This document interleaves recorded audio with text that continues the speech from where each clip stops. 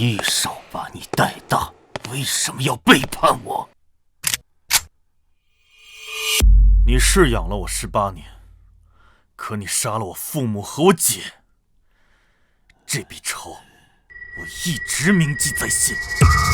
你怎么知道？结束了，若有来世，我希望能有一个幸福的家庭。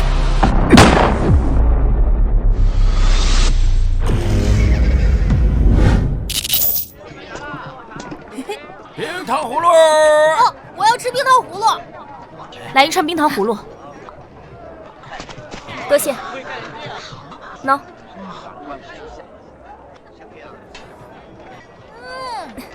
小明，糖葫芦好不好吃啊？姐姐买的什么都好吃，就你会哄我开心。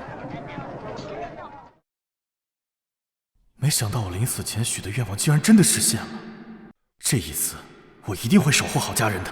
死人了！死人了！死人了！怎么了？哎，等等，哪里死人了？事儿啊？对啊。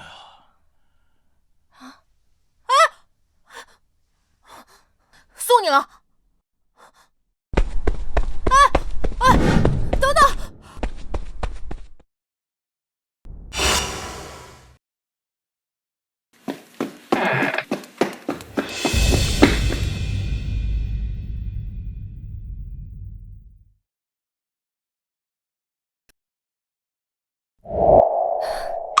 没气了。小明，你待在这里不要乱动，也别让旁人进来，我去报案。姐，你小心点，说不定犯人还在周围呢。好，我知道了，你自己多加小心。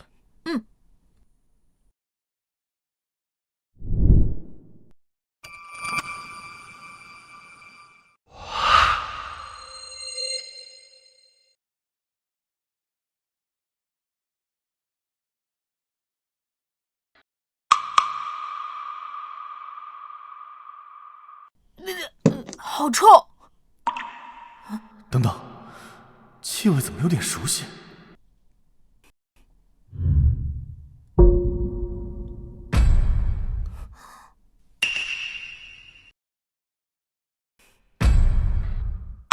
刚擦过的地。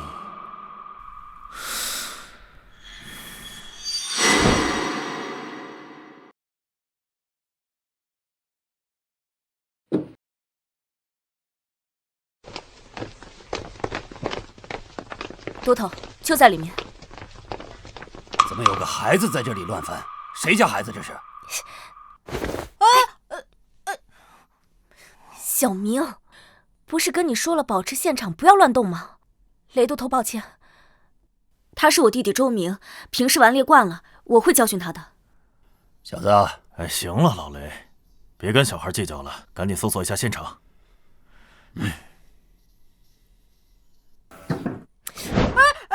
别打姐，我也是想帮你破案的。你不捣乱，我就谢天谢地了。待在这里啊，不准乱动。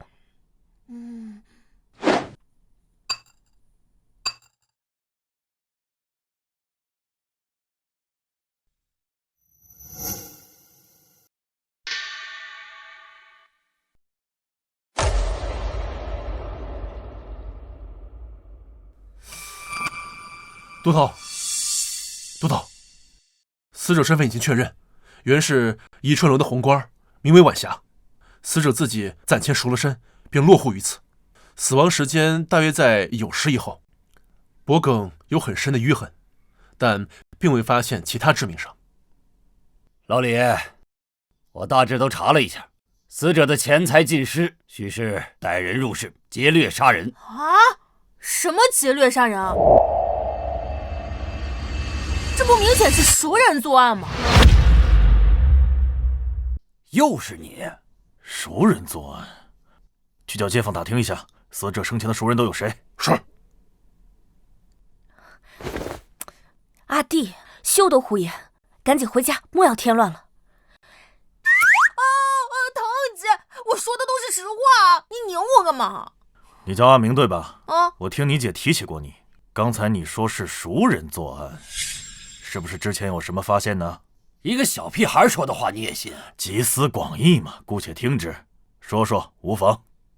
这很简单，首先我检查过死者，他口鼻上有余温，关节灵活，说明死亡时间不长。此时初冬，小雪已至，尸体只需1个时辰就会冰凉，因此可以确定他的死亡时间大致在酉时至酉时3刻之间。屋内钱财被抢，却无打斗痕迹，尸体更无移动痕迹，说明死者是在床边毫无防备时被勒死，这符合熟人作案的特点。你可曾告诉过他死者断气时间呢？雷督导，小人开验过后就只跟您说过呀。等等，屋里没有任何的打斗痕迹，也有可能是凶手突然袭击。死者是一名女子，她可能来不及反抗，就被别人从背后控制。你如此武断地推出他是熟人作案，小子，别不停装懂，满嘴胡言。你说的也是一种可能，但很明显你忽略了一个最关键的地方，那里是死者平日里藏钱的一处隐蔽之所，我也是察觉到那里的布块被人动过才发现的。请问死者至今气绝不足1个时辰，假如是劫掠杀人，他怎么可能会在这么短的时间之内这么精确地找到藏钱的位置？我检查过其他地方，均未被动。假如凶手真是在寻找时瞎猫碰死耗子，恰好发现，那么多少也会动些其他的布块。由此可见，凶手早就知道那里藏了钱，而这等隐秘地方，一般熟人也不会知晓，必是极为亲密之人才行。哼，以上，雷都头还有什么问题吗？黄口小儿，信口雌黄，凭一处佐证就敢下判断啊！破案岂是如此儿戏之事？哎呀，老雷，你和一个小孩计较什么呀？督头，那3名与死者交往密切之人已经带到，带进来。是，带进来。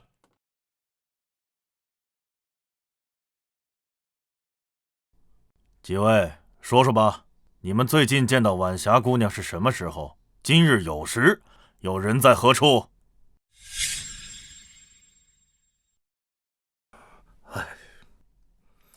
小生与晚霞姑娘乃是宜春楼的旧相识，我俩情投意合，常常吟诗作赋。便是她赎了身，也未曾断过往来。说重点。今日小生偶得一佳作，本想与姑娘分享，便于申时6刻前来寻她。只是她言身体不适，留我喝杯茶，便请我走了。之后再未见过。酉时左右，我也回到家中读书，左邻右舍皆可作证。你呢？你们该不会是怀疑我杀了他吧？我今天就没见过他。有时我在朱雀门下了差，而后手痒就去了赌坊，正赌得起劲儿，就被你的人带来了。他娘的，坏了老子的雅兴！属下确实在赌坊找到的他。是你？周燕，你认识他？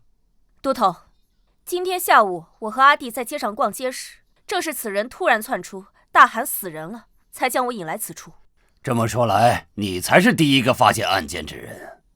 周燕，还记得当时是什么时辰吗？刚过酉时3刻不久。酉时3刻，你来此作甚？如实回答。大都头饶命啊！这不是我杀的，我什么都不知道啊！知道什么说？说，都头，我和晚霞也算是老相好了。今天一早，他给我送信，约好了酉时与他相约。我当时也没想什么呀，酉时3刻我便来赴约，但是晚霞，美人我来了，都等不及睡着了是吗？晚霞，晚霞，晚霞，死人了，死人了！小人当时都吓傻了，所以我一边跑一边乱喊，这才引来这位女捕头的注意。可是，都头大人，这晚霞姑娘真不是我杀的呀！都头，根据街坊们说，这个金老板与彩霞姑娘交游甚好，甚至还扬言要纳她为小妾。来呀，给我拿下！是，冤枉啊！大老爷，带回衙门。等等，不用浪费这个时间，他不是凶手。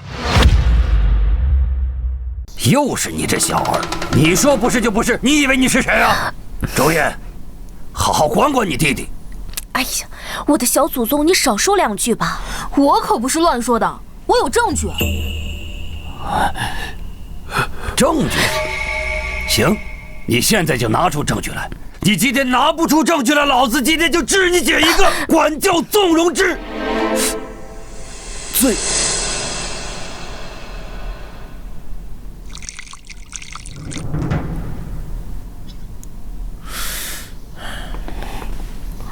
别紧张，先喝口茶压压惊。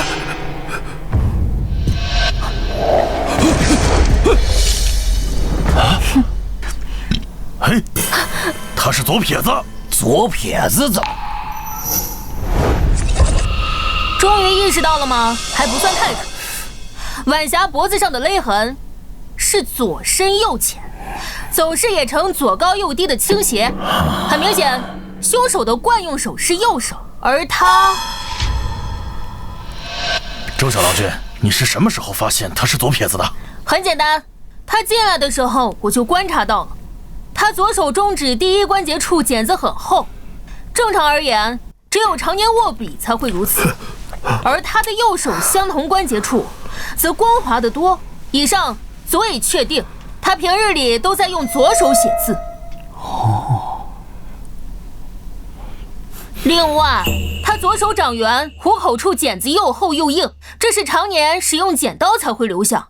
与之相对，他的右手对应部位处则很干净，但他的右手食指和中指根部却又有茧子，说明他平日里会用右手辅助按压和固定物品等。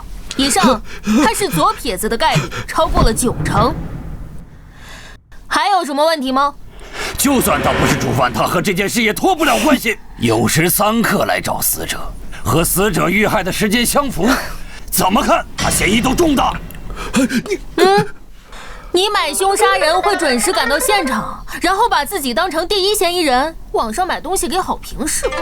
你，你胡说八道什么呢？疼姐，轻点姐。你还敢胡说八道？这2位都头是我们府里的中流砥柱，人家破过的案子比你吃过的盐都多，你那点小聪明算什么？都头，对不起啊，我弟被我宠坏了。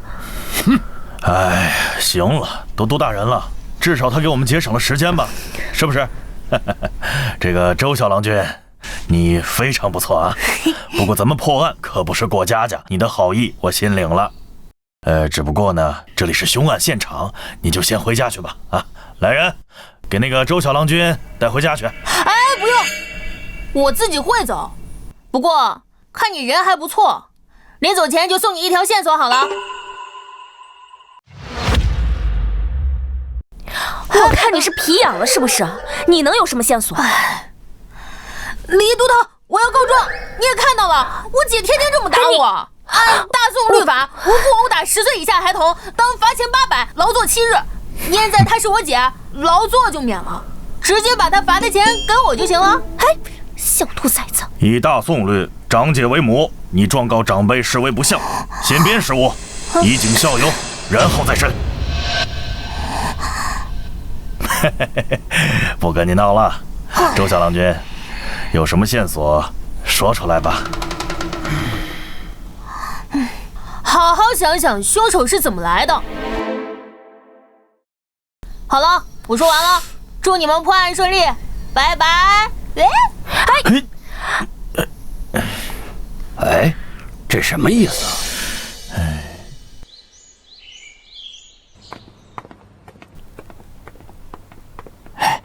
周小郎君，这里就是你姐的宫厅，她正与2个都头商议案件，你稍等片刻。多谢老伯。哎，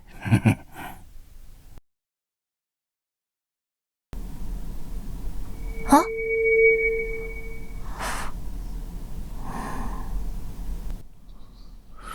这是3天前的那个案子，他们还没破案。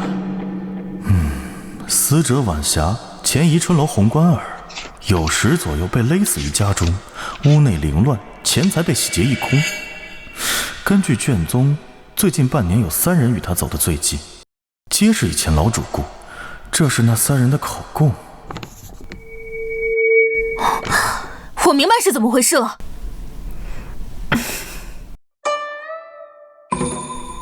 小明，你怎么在这儿？小明，你怎么在这儿？姐，你还记得我这个没饿死的弟弟啊？我还以为你把我忘了呢。那不是府里最近太忙了吗？再说了，我不是给你留了米面吗？你觉得我会做饭？我下次注意。等等，你是不是翻看我卷宗了？臭小子，欠打是不是啊？哎呀，姐，我这不是看你3天没回来，怕你太累，想帮你破案吗？再说了，以前爹在的时候，他也经常拿卷宗回来看，我也没少偷看。那能一样吗？以前爹娘在的时候，凡事都有他们顶着。现在你不捣乱，我就谢天谢地了。哎呀，姐，知道这案子压力大，所以特意来帮你。离破案期限还有2天，没问题。你怎么知道府尹限定的期限啊？哎，简单，平日里命案虽重，却不会让捕快有家不能回。这次反常，压力定来自上官。我听闻，这任汴京府尹已任职5年，却一直未得升迁。加上半月前吏部侍郎告老还乡，他一定会生出想法。这个时候汴京府里发生命案，你说他急不急？至于5天，是我猜的。阿明，我发现你真的不一样了。我这是3年不明，1鸣惊人。说你胖，你还喘上了？那你这么厉害，你知道凶手是谁吗？哼，我当然知道。周燕，你让人找我们来说案情有新进展了，是怎么回事？关于这一点，还是让我来解释吧。周明，你怎么在这儿啊？我弟弟是来看我的。看你就看你，扯什么破案呢？这案子我已经破了。什么？可当真？不是，你真信这一个9岁小孩说的胡话呀？府尹大人给我们的时间就剩2天了，这个时候听听小郎君说什么也无妨嘛。咱们都破不了的案子，凭这小屁孩？我本来就是来帮我姐的，你们爱信不信。哼，小年纪口气还不小，我还就不信了。我们这些老吏破不了的案，你能破？那要是我真破了呢？真破了，老子随你处置。好啊，那你敢不敢和我打个赌？怕你不是好汉。哎，老雷，你和一个小孩，你赌什么赌？你别拉我，今天非杀下他的气焰不可。赌注是什么？要是我赢了，你从今往后在府衙里见到我姐就得客客气气的，她说什么你就听什么，不许犟嘴。我输了当你儿子都行。你输了呢？我怎么可能会输啊？小兔崽子你！好，我要是输了，我姐随你处置，这总行了吧？一言为定。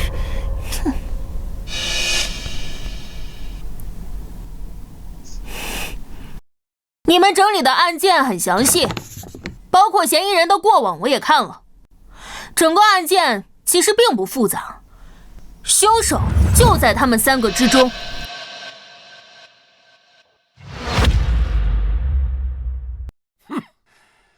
我还以为能有什么高论。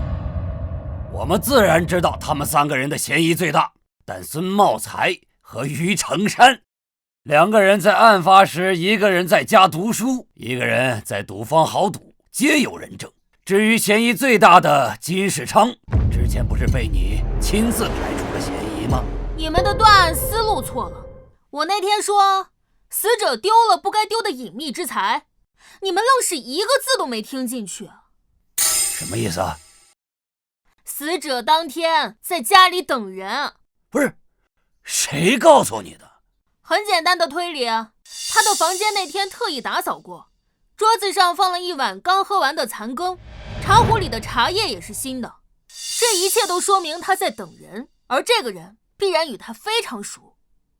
这一点我们当然知道，只是始终没有找到那个人而已。当然不止这些，我说过他丢了不该丢的钱财。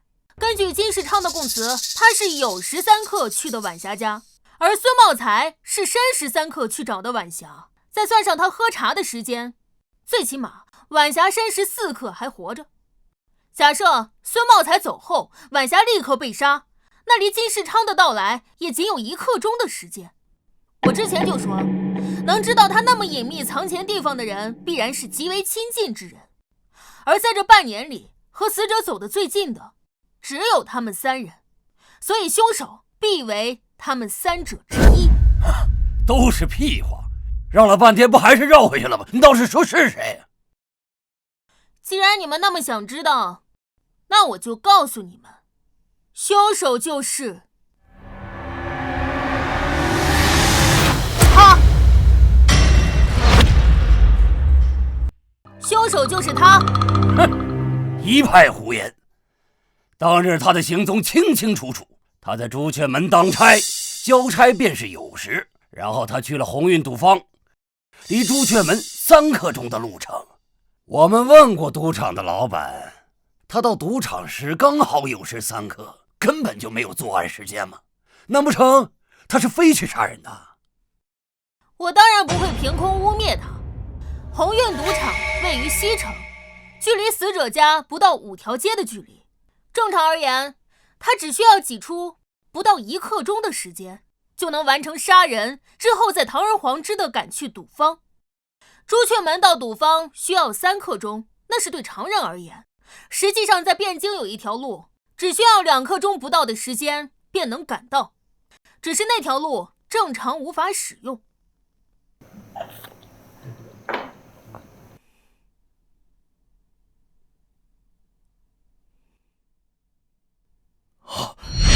你说的可是汴河？不错，正常穿街过巷当然费时费力，不过走水路那就大不一样。而恰巧汴河是一条南北走势的河，只需要走水路就能刚好节省1刻钟的时间。这只是你的臆断，根本就没有证据。况且汴河只有在漕运时允许行船，现在如何能行走？谁告诉你他坐船了呢？汴河的水流并不湍急，如今虽是初冬，却未上冻，只需小心潜水就能掩人耳目。因此他到达死者家中的时候，必然全身湿透。我检查过案发现场，椅子上有潮湿的痕迹，地面上也刚刚被擦过，想必就是为了遮蔽滴落在地上的水渍。还有凶手和死者的关系，死者家中必然有凶手的备用衣物，所以他必然是蓄谋已久。到达死者家中的时候，没有任何犹豫，勒死对方，然后处理掉水渍，换上备用的衣物，赶去赌坊。前后时间正好对应，刚刚好把他摘了出去。你的这个想法太异想天开了。我问你啊，既然你说晚霞专门在家里等他，为什么又要让人请金世昌酉时过去？谁告诉你金世昌是晚霞请的？于成山早就知道金世昌与晚霞的关系，于是他就想嫁祸栽赃。根据金世昌的供词，晚霞并不是当面邀请了他，而是一封有晚霞笔记的信送到了他的布庄。很明显他被骗了。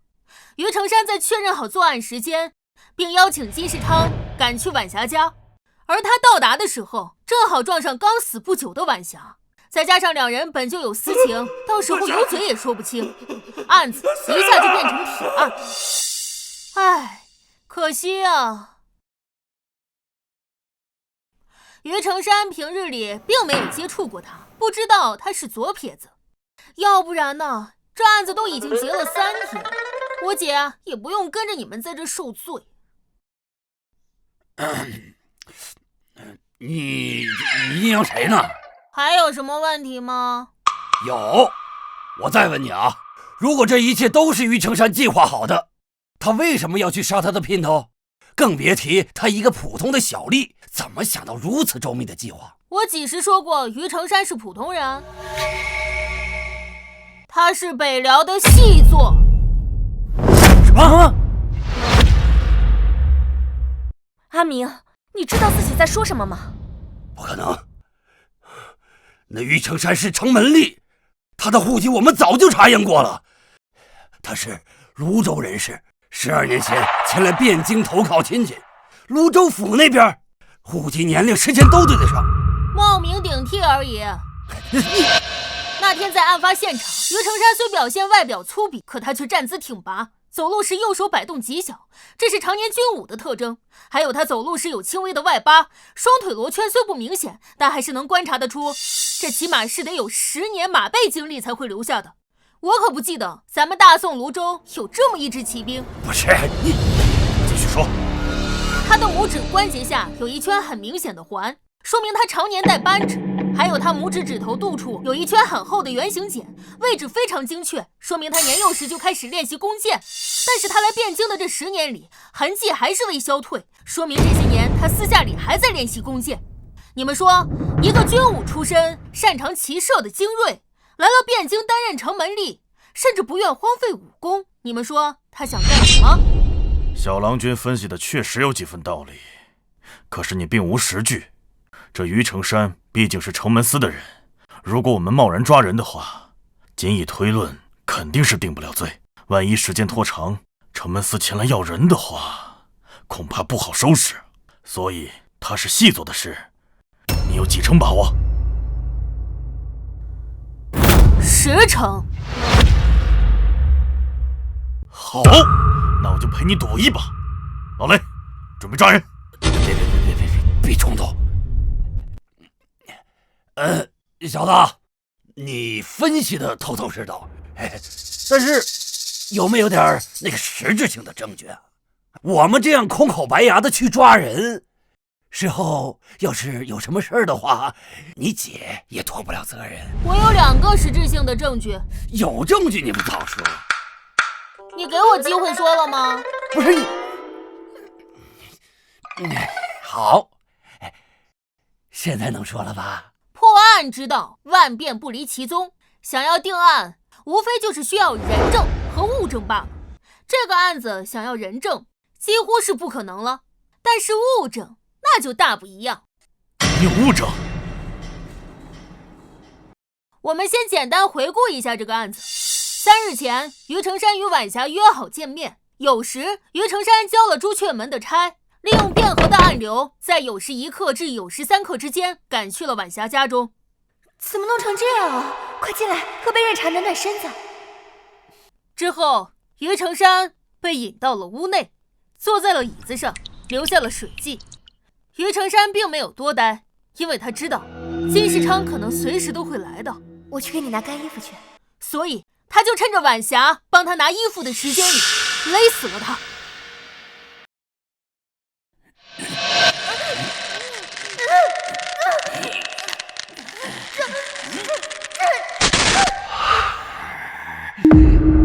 那之后，他快速地换好干净的衣物，再将屋内所有的首饰和钱财全部带走，赶去了赌坊。就在他走后不久，金世昌来到。晚霞，美人我来了。发现没有，整个案件有2个最重要的物证。钱和那套湿衣服。没错，他本可以杀完人之后不拿钱，但他是个老赌鬼，必然负债累累。这种有机会让他翻本的钱财，他一定不会放过。但晚霞之前是一名出名的红官，就算赎身后剩下的积蓄也剩不少。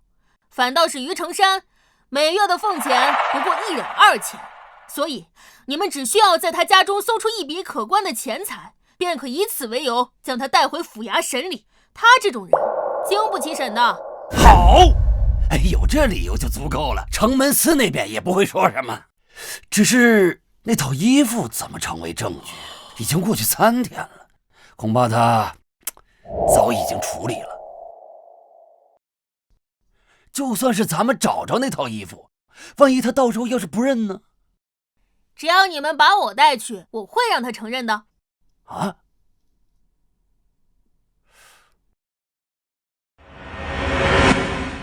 姐，你派人去晚霞家的水井处。足够了，事不宜迟，马上动手！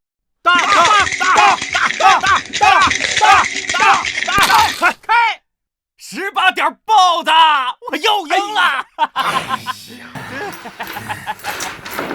于哥，你今晚这手气真棒啊！嘿嘿，还行还行。这么晚了，是谁来了？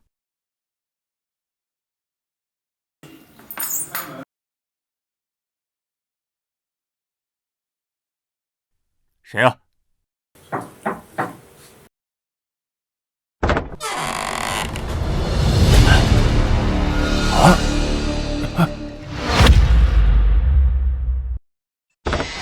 是你！别动，把刀交出来！于兄，怎么回事？汴京府办案，统统别动！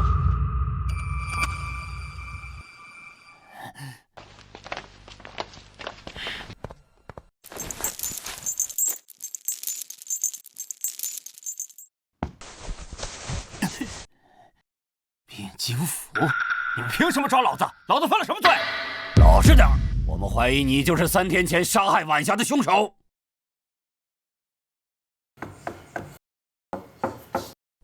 阿明，你干嘛呢？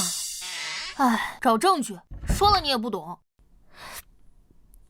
臭小子！你们到底要干什么呀？3天前那婊子死和我有什么关系啊？我都告诉你们了，下了差之后，我直接去的赌坊，哪有时间去杀他？没错，于兄在我们城门司任职10年，他什么人，我们最清楚。你们汴京府的案子破不了，就栽赃到我们城门司头上，还要不要脸啊？闭嘴！我们来抓他，自然是有证据的。证据？证据在哪儿呢？倒是拿出来啊！我告诉你们，老子虽只是个城吏，但这些年认识的人脉也不少。今天要拿不出证据，我跟你们没完！都头，找到了。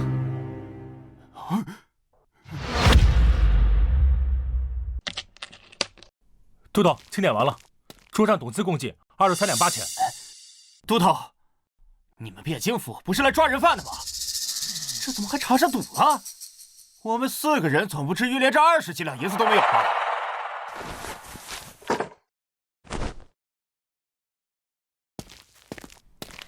我检查完了，都是50两的大银，一共150两。哼，23两白银当然可以有，可是于成山，你每个月月俸1两2钱，这150两白银是从哪儿来的？你们汴京府没事干了，老子有钱也碍着你们了。骂谁呢你？再敢无言，小心你的皮！好得很。你们今天最好把老子弄死，不然等老子出来，定去敲御史台的明冤果。你爱去哪儿鸣冤去哪儿鸣冤，但你现在必须给我解释这些白银是从哪儿来的。好，那我就告诉你，上个月我们朱雀门失火，是我提前洞察，并邀众人救火，保住了库中诸多器械。因为有功，户部特批了150两作为赏赐。不信，我在场的同僚皆可为证。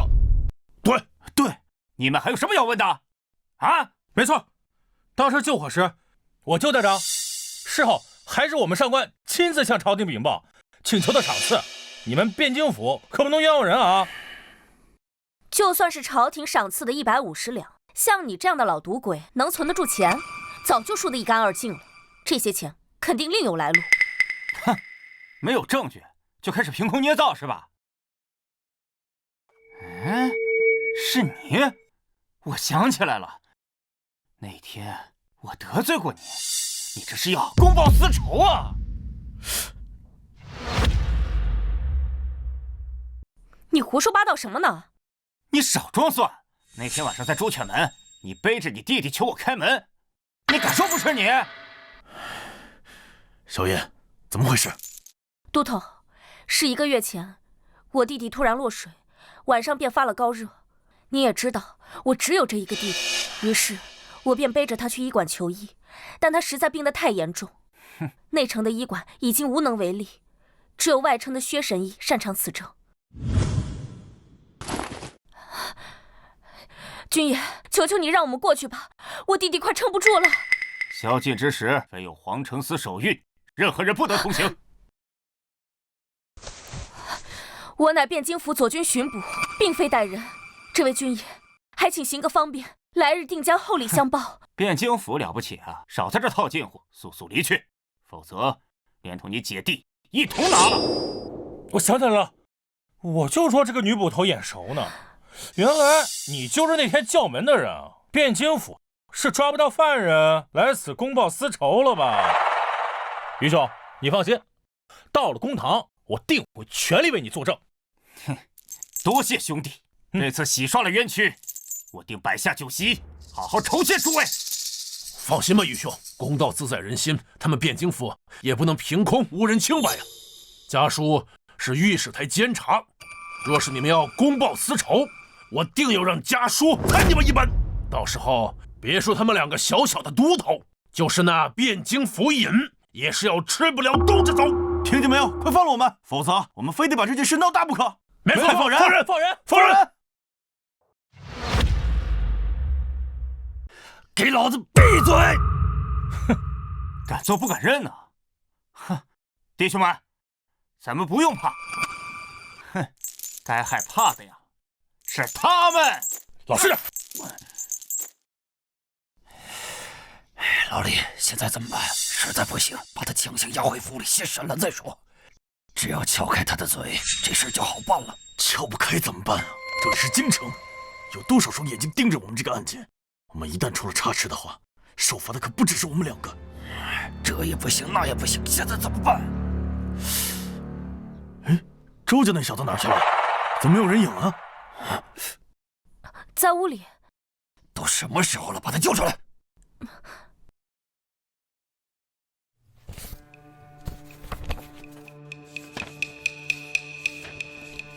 小明，快出来，雷都头找你呢。知道了，姐，马上来。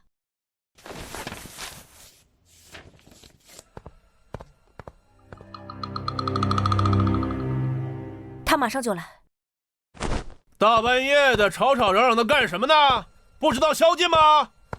刑部的王恒，他怎么来了？王都司，在下汴京府李文广，今日在此捉拿嫌犯，稍后便回府衙。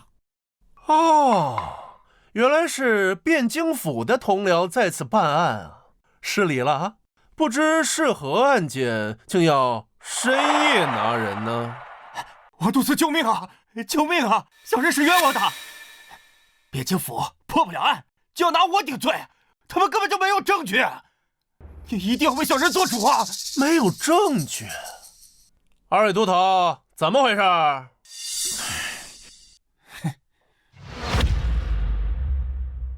啊，都司，此人与3日前的杀人凶案有密切的关联，嫌疑巨大。只要让我们带回去审理的话，自然就会水落石出。带回审理？这么说，你们是真没有证据？王都司，这是我汴京府的案子，似乎与你刑部无关吧？放肆！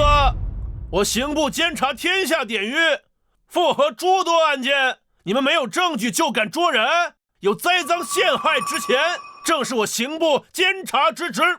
今日你们若拿不出铁证，休想把人带走。都司英明，你们听见没有？要是拿不出证据，就赶紧把我放了，否则王都司在此，定治你们一个滥用职权、栽赃诬陷之罪。周捕头，那东西已经捞上来了，果然在死者家井里。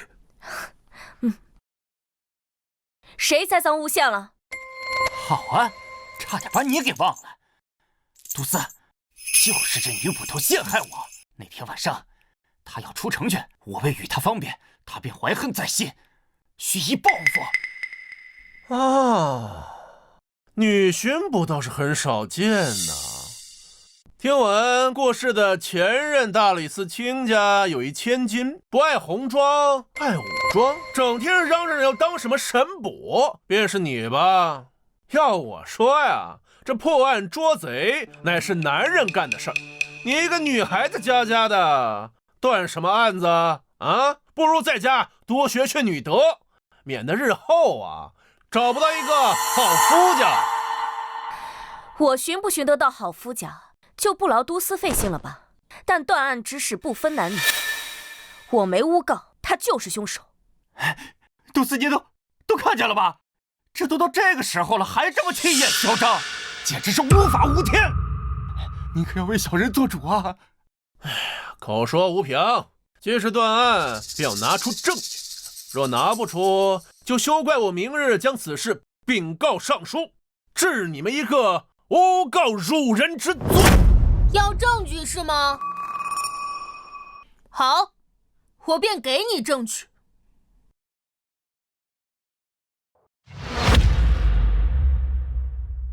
哎，你小子从哪儿冒出来的？杜斯，他就是这女捕头的弟弟。那天晚上，就是女捕头背着生病的他想要出城，他也是蓄意报复。这孩子是你们汴京府的捕快啊？这是天大的笑话呀！啊，你们一群老巡捕听信一个孩子的，汴京府的脸啊都被你们给丢尽了。你夫人知道你养了外室吗？你胡说什么？你这荷包佩戴的位置很显眼，八成是正室所送。荷包异常精致，有金色细线，是蜀锦中的金线孔雀锦。此锦价值1000金，更是宫中贡品。你夫人定出身高门大户。你身上有很浓的胭脂味，说明你前不久还待在一个女人身边。于成山家在东城，而你夫人乃高门，大概率住在北城。我们来了不过1刻，你就算骑马也无法赶来。再加上朝廷再有明文，在职官员不得夜宿青楼。再考虑到你并未骑马，所以你养的外室离这只有1刻钟不到的步行距离。这案子本不在刑部管辖范围内，可你却能这么迅速地赶到。你收到了消息，你是他的上线？不对，以你的智商，不太可能。哦，那你就是受过他的贿。你右手上有老茧，但身为官吏，不是农工，所以你也好赌。你们是在赌局上认识的。够了，庶子，你给我等着！哼！哎，王督察，别走啊！王督察！哎，这小子嘴可真毒。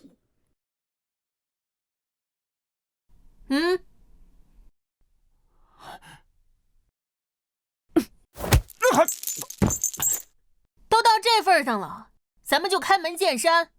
你自己认罪，咱们大家都省事。之后再主动供出上线，我们算你戴罪立功，说不定还能保你一命。如何？你都知道什么呀？你说呢？老子没罪，你让老子认什么？唉，看来你是不见棺材不落泪。姐，给他证据。好嘞。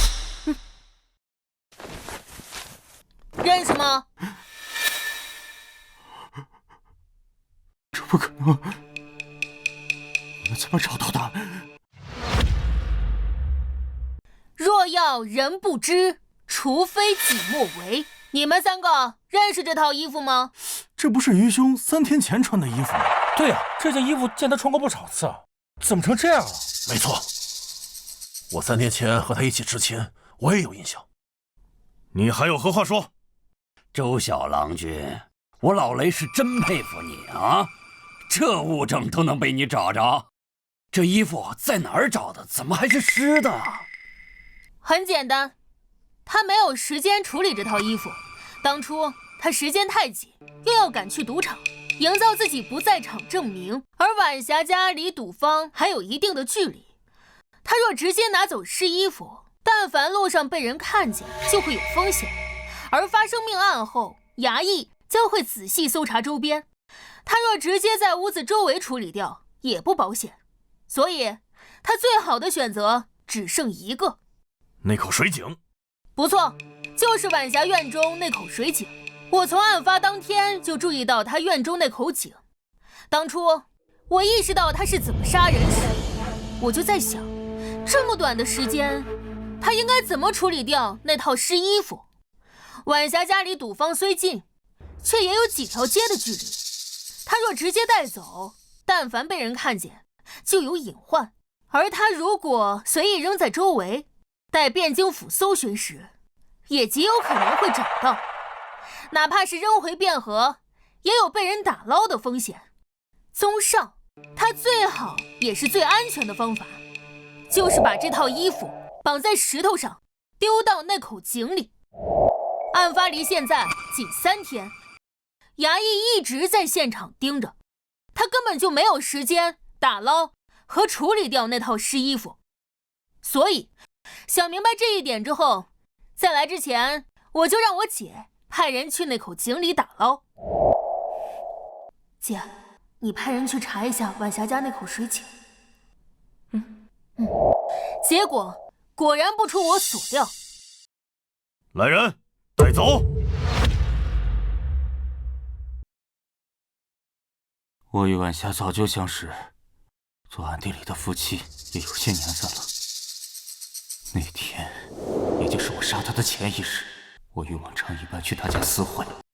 小宝贝，几天没见，想死我了。哎，干嘛呀？大白天的，让人看见怎么办呀？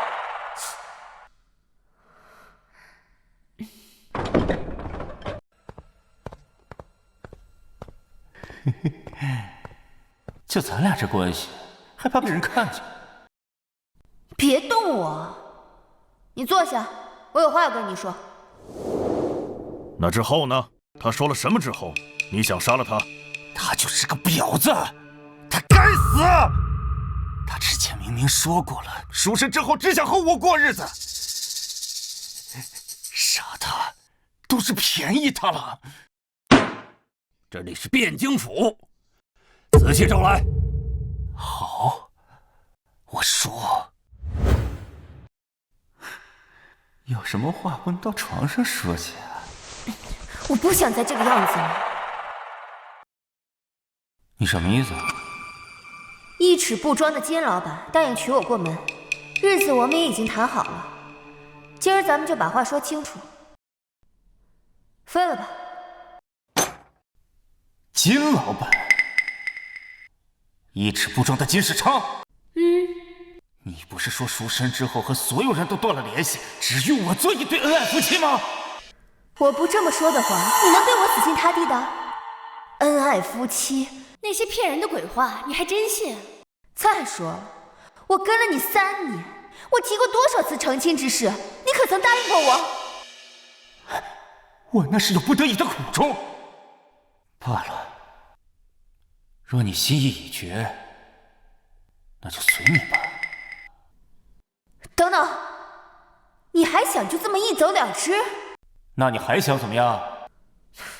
这3年，你吃老娘的，喝老娘的，甚至连你的赌债都是老娘帮你还的。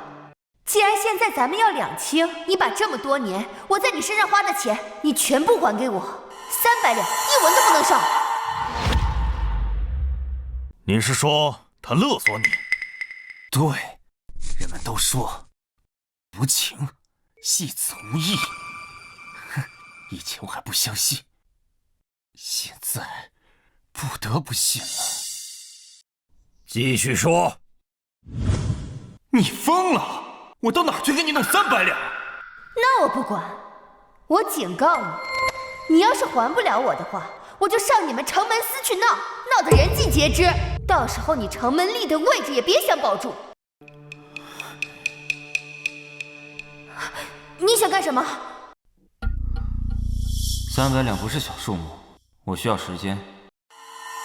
这样，明日有时我下差以后过来，到时候把钱交给你。一言为定。那明天我在这儿等你。300两银子对我而言根本无法凑齐，我回家之后难以入眠，最终只能行凶杀人。第二天是你假借晚霞的名义邀请的金世昌，意图嫁祸。是。杀人之后，是你劫走了死者的全部钱财。是。钱财呢？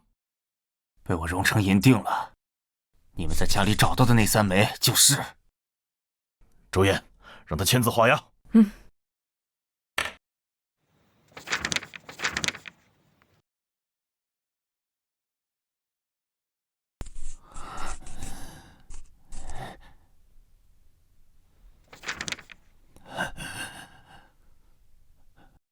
终于结束了。晚霞案的罪名你已经认了，那我们就聊聊别的罪名吧。辽国让你来我们这里的目的是什么？你的上线是谁？我不知道你在说什么。这时候了还冥顽不灵？诸位辛苦了。本官听说你们连夜抓住了3日前命案的真凶，特来一看，没有打扰到各位吧？他是谁？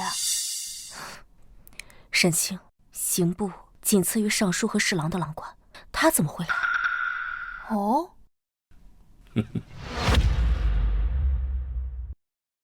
见过郎中。免礼。本官不请自来，诸位不必拘谨。他就是凶犯，可曾认罪？已经签字画押了。大人可否要看一下？周燕。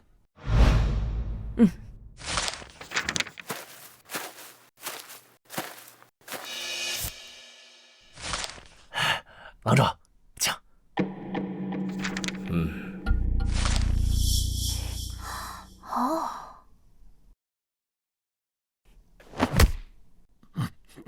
干嘛？快去。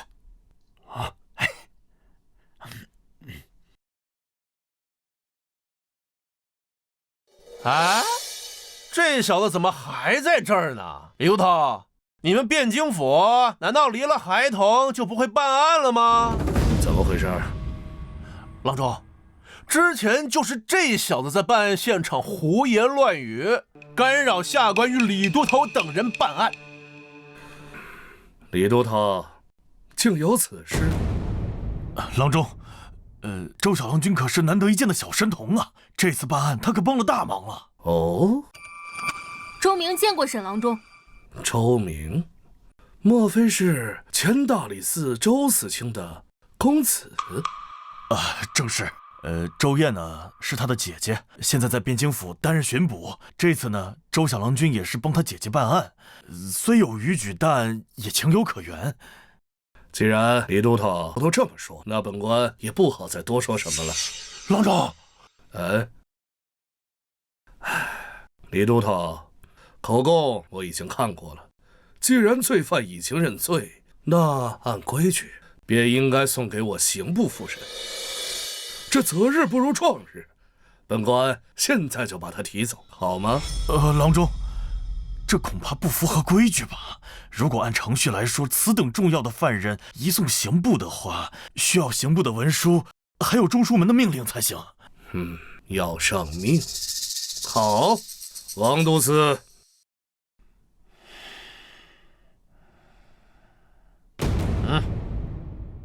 这是刑部文书，中书门下的命令，看清楚，人我可就带走了。王都司，把人带走。等等，你们不能带走他。为何？他是辽国细作，悬案未结，依宋律，当由汴京府审讯到底。辽国细作，可有证据？尚在审理当中。那就是没有证据。这捕风捉影的事，可做不得准呐。还是把人交给我们刑部吧。王都司，带人走。我说了，你们今天带不走他。李都头，你们汴京府就由着是一个孩童胡闹吗？周小郎君，你看这人不能给他。好，好得很呐，李都头。这刑部和中书门下的文书我已经给你。之前我顾及你们汴京府的面子，一忍再忍。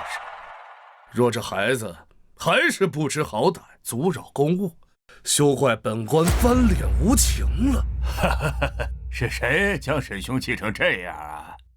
陆兄，些许小事，没想到把陆兄也惊扰来了，罪过罪过了。沈兄此言差矣啊，公事无小事，还是与沈兄交接好。李都头，如今什么情况了？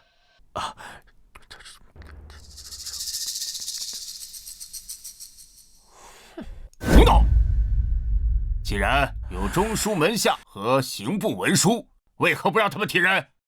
大人，不是我等刻意阻扰，是周小郎君言于承山他是辽国的细作，姿势体大，我等不敢轻放啊。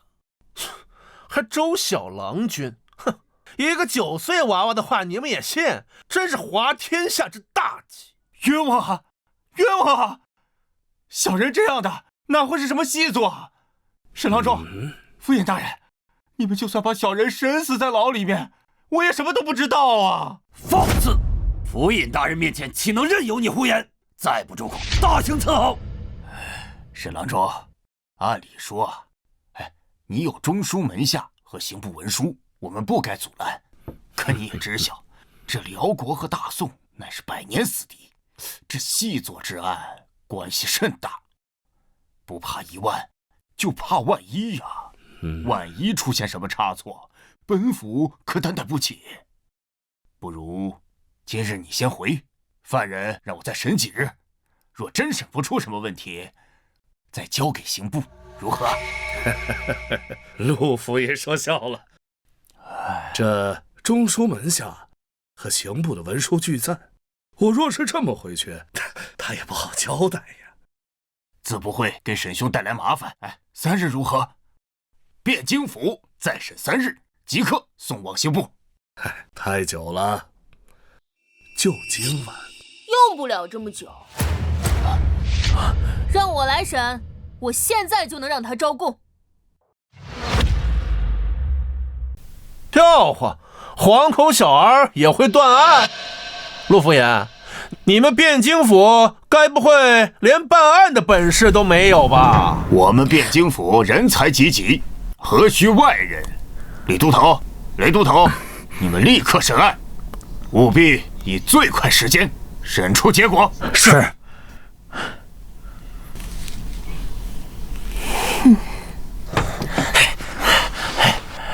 朗正坐。既然如此，那本官就在这儿等着。本官也想见识一下这汴京府的审案手段。不过你们可抓点紧啊！这在天亮时若审不出个证据，那我可就要将人带走了。哼，开始吧。于正山，我且问你，你是否是北辽细作？冤枉！小人冤枉啊！小人是杀了晚霞，但那是因为那女人贪得无厌。至于什么北辽细作，小人当真不知啊！我问你，你拇指上弓箭极厚，非经年累月的老射手不可能有，而且拇指上带扳指明显，以上皆说明你非但早年善射，而近年也常常晚弓，你作何解释？说，村里生活不易，早年间我随猎户进山学了弓箭，至于到了汴京，我虽在城门司，但也有进取之心，因此私下里一直练功，希望有朝一日能通过皇城司的考核。都头，若这都是细作的证据，那整个汴京岂不是遍地都是细作？你的这双罗圈腿，这分明是常年骑马所致，这又是怎么回事？山中猎物需到城中售卖，早年间我常骑驴往返，这才裸腿。这继续审啊！有什么疑点，通通全问出来啊！要不行就上刑。我可是听说这汴京府的刑具是独树一帜，比我们刑部可强多了。顺便提醒你们一句，这离天亮也没多远了。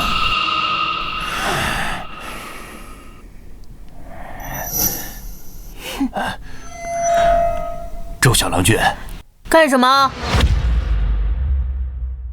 小郎君真能让这厮认罪吗？你不信，瞎问什么？好，我愿立军令状，我若审不出来，就把我姐赶出汴京府。小明，行吧。那倒不必。我说完了，该你了。我？对啊，我若审不出来，甘愿受罚。但我若要是审出来了，那是不是也该有赏呢？不过我年纪还小，要赏赐也没什么用。如果我审出来了，就直接把功劳算在我姐头上。好，既然你那么有信心，那我们就一言为定。陆兄，你不会真的相信这孩子能审出什么来吧？沈郎中此言差矣。自古以来，年少成名者不在少数。甘罗12拜相，项佗7岁为圣人师，曹冲6岁称相，便是本朝亦有燕相14高中。我观周小郎君亦有此相。人皆言陆府爷豁达从容，今夜深谈，才发现这陆府爷也深谙自我安慰之道。夜深了，陆兄回家的时候要好好补觉，兴许梦中能和甘罗相佗一见。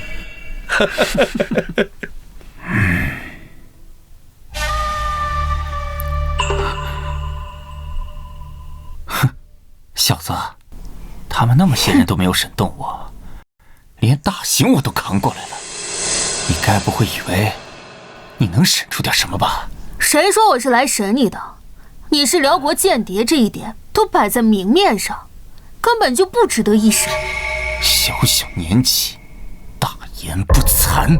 于成山，幽州人士，12年前奉辽国命令南下潜伏，伪造身份，混入汴京，后入职城门司，一直窃取情报，暗中串联上下，为辽国走私盐铁等违禁品。不敢相信我怎么知道这些的吗？好，那我今天就让你死个明白。都到这份上，你该不会还心存侥幸，认为自己能活下来吧？你说什么？我听不懂。听不懂我就揉碎了，好好跟你解释解释，也让你明白你现在的真实处境。像你这样的探子，一般都是精挑细选出来的，培养不易。你虽职位不高，可朱雀门的城门吏却是重要位置，平日里能接触到很多关键信息。就算你被捕，也一定会有人来救你。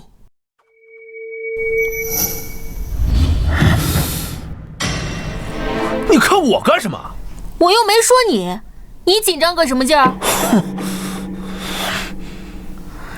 这也是为什么你之前晚霞案的时候那么轻易的就承认自己杀了晚霞的原因，因为你知道这只是一桩简单的杀人案，并且死者还只是一名被赎了身的贱妻，按宋律无论如何判不了你死罪。再加上你身份特殊，只要细作身份没有暴露，这案子对你的上限来说不值一提，甚至还有100种方法给你减轻罪名。你说对吧，沈郎中？小子，你少在这血口喷人，我根本就不认识他。污蔑朝廷4品大员，你知道是什么罪吗？沈郎中别激动，我知道你不是他的上司，你只不过是也盯上了吏部侍郎的位置而已，并且收到了中书门下的命令，前来与陆府尹抢功罢了。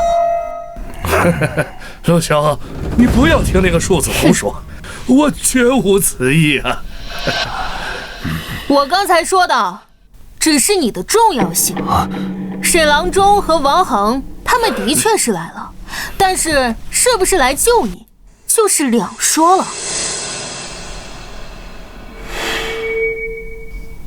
细作这种东西呢，潜伏的时候用处的确很大，但是身份一旦暴露，就会变得一文不值，甚至还会变成威胁，连带着一大票暗探全部带出来。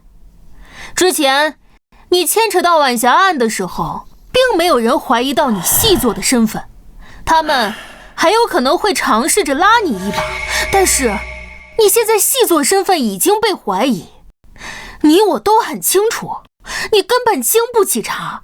我们只要再多费几天的时间，你细作的身份根本藏不住。这种情况下，你觉得你的上线会怎样想？看来你也很明白，现在最想让你死的就是你的上线。我之前在你家说的话仍然有效，你主动交代，我们算你投诚，还会全力的保你一命，如何？我不是细作，交代什么？不愧是专业的暗探，你心里早就做好赴死的准备。你这种人替辽国死，唉，可惜。哼，庶子，你口口声声称他之为辽谍，可是他自始至终他都没有承认过，难不成就凭你一张空口就要定罪？唉，夏虫不可语冰。你说什么？我刚才就说过，他是辽谍这件事都已经摆在明面上了，居然还有蠢货不懂，那我就勉强再来解释一下。首先，第一点，他的身份户籍是伪造的，他是燕云16州的幽州人士，不是泸州人。哎，何以见得？刚才他不是已经解释过了手上茧子的事儿和罗圈腿的事儿吗？很简单，晚霞案现场桌子上摆放着一碗喝剩余的羹汤残渣，我检查过，此乃绿豆粉浆。绿豆粉浆是幽州的一种特色小吃，口感怪异，汴京极少有人会喝。大家都知道，晚霞当天等的人是他，请问，一个从小生活在泸州，后来迁居到汴京的人，怎么会喜欢喝口感怪异的幽州小食呢？这是其一。至于其二嘛，认识吗？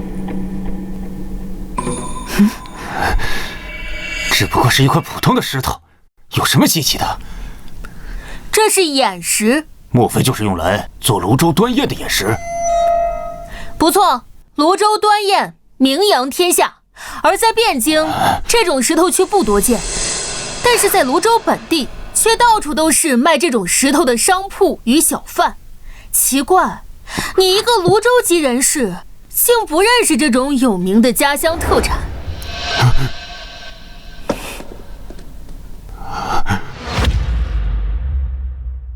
基于这两点，你就不可能是泸州户籍，再加上你手上的茧子和常年骑马的痕迹，于成山，你还想狡辩你出身泸州？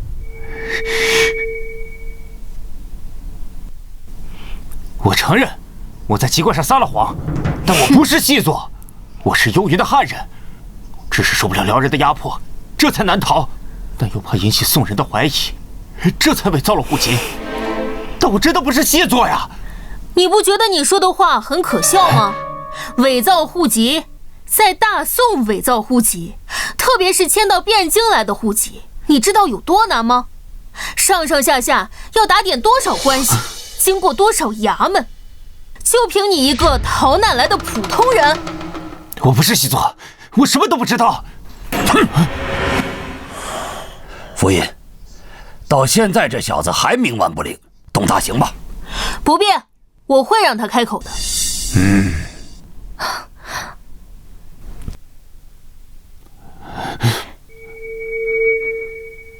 你想干什么？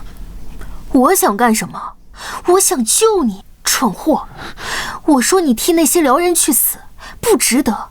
你以为我是在安慰你？我是真这么想的。你是幽州汉人，这些年一定不好过吧？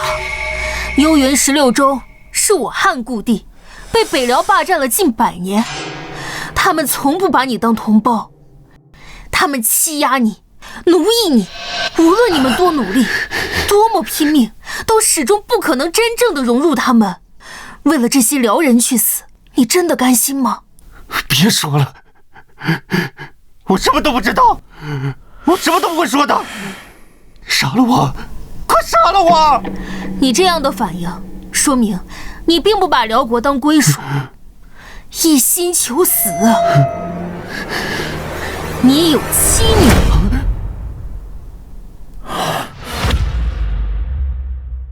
你都知道什么了？我知道的很多，多得超乎你的想象。认识这个吗？哪来的？怎么会在你手上？还给我！我从你屋里找到的，在你枕头底下。是你女儿送给你的？这福袋的用料并不好，只有中间用了红布，说明你家里并不殷实。这福袋里面放了5根桃木，是用来祈福转运的。福袋有好几处磨损，里面的木头也已经腐烂了，这说明有些年头了，并且被你常年握在手中。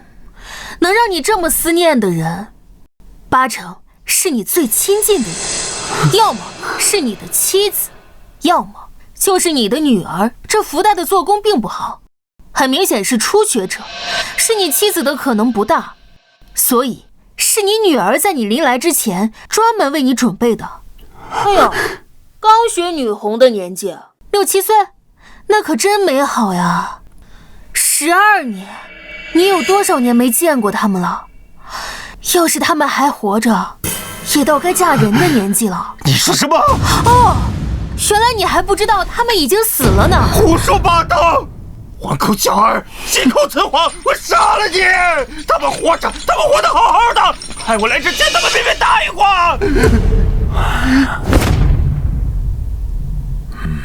这么说，你承认你是被派来的了？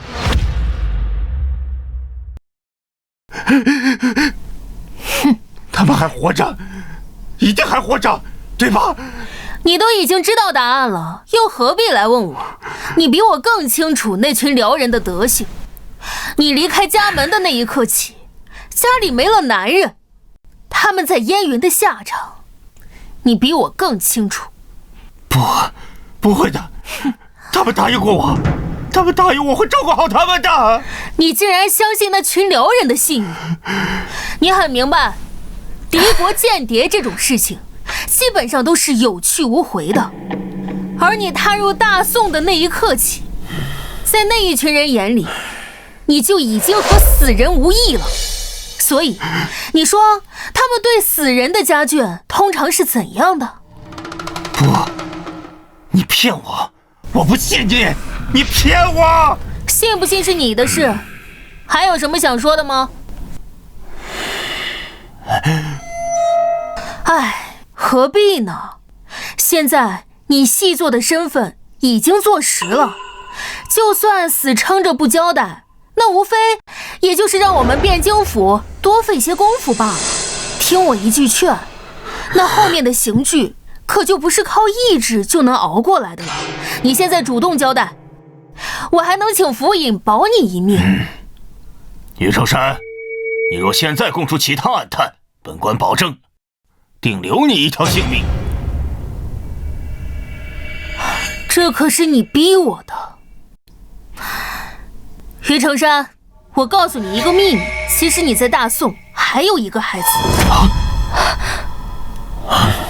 这样，我们做个交易，你主动供出上线，我就告诉你那个孩子的下落。我不信你，你先告诉我。好，但你要保证，我说了之后，你要主动交代你知道的一切。好。之前的晚霞案，你说谎了不是吗？这种9真1假的谎言最难揭穿。你当时说晚霞威胁你拿出300两银子，不然就天天去找你闹。但事实上，以你的手段，怎么可能会把一个娼妓的这点威胁放在心上？所以，他必然是拿捏到了你的痛处。他发现了你细作的身份。你这些都知道？这世间的秘密最难瞒的就是枕边人。我检查过晚霞的住处，还仔细看过汴京府的卷宗。晚霞的住处有许多与男人共同生活的痕迹，而那个男人，毫无疑问就是你。凭什么？那个婊子情人那么多，留宿的不知道有多少，你凭什么就断定是我？你错了，他只有你一个男人。不可能！不敢相信吗？也正常。我知道的时候也震惊了好久，但事实就是这样。根据汴京府对街坊和金世昌以及孙茂才的口供，自从他赎了身之后，这3年来在他家留宿过的只有你一个人，其他人哪怕是孙茂才和金世昌，他都保持着一定的距离。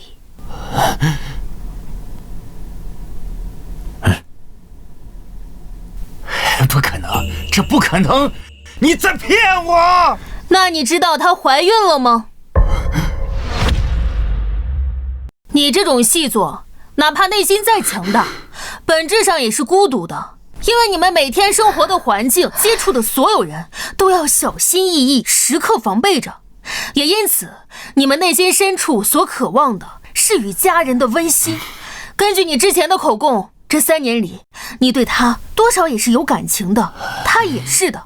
甚至在这3年里，他曾不止一次的向你提出过成亲，但都被你拒绝了。他本来已经想放弃了，但直到发现怀了你的孩子，后面的事你比我更清楚。不可能！他说那些绝情的话，还逼我拿出300两银子，还说要嫁给金世昌，还说要跟我断绝关系。他找你要钱，是因为你又拒绝了他。他怀了你的孩子，若不找你要钱，怎样抚养腹中的孩子长大？金世昌确实向他提出过成亲，但根据他的口供，他亲口拒绝了他。他做的这一切，都是因为他怀了你的孩子，而你却亲手杀了他。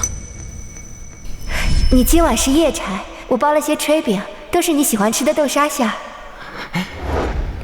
当家的下差累了吧？来烫烫脚。我呀，还给你温了你最爱喝的烧酒，还给你炒了2个小菜。我或许会骗人，但尸检不会。在案发当天仵作在死者腹中发现了一名胎儿，只有3个月大，是你的孩子。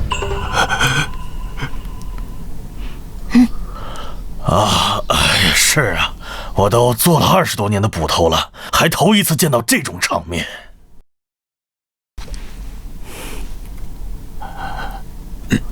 我怎么不知道时间？是，本来我们是不想告诉你的，但是既然都已经说了，不，晚霞，我该死！我都干了什么？我不配活着！杀了我！你们快杀了我！按照之前的约定，该交代了吧？我说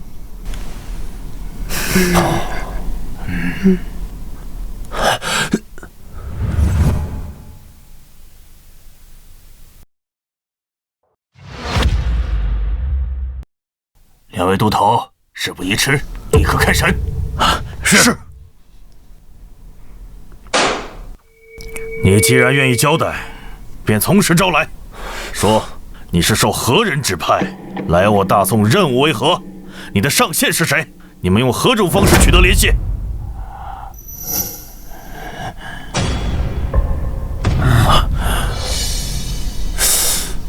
你看我做甚？2位都头啊，切莫听信这厮胡乱攀咬啊！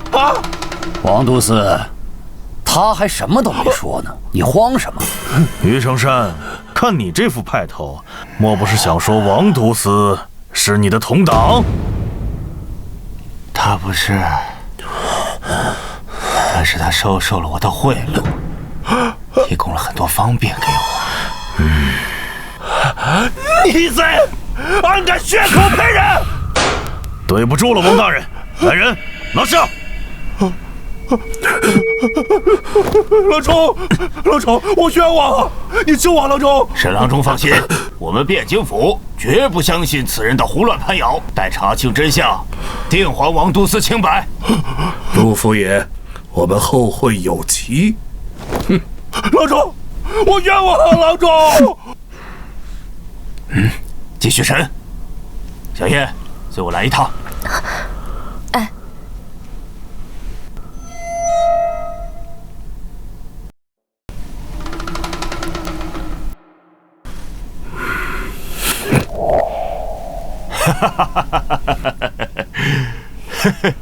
周小郎君，此次你可是首功，本官要好好赏你。多谢府尹好意，不过我年岁尚小，要赏赐也没什么用。若府尹真想赏，不如赏我姐。哎呀，叫什么府尹啊？平白身份了，叫世伯。至于你姐，自然会有赏。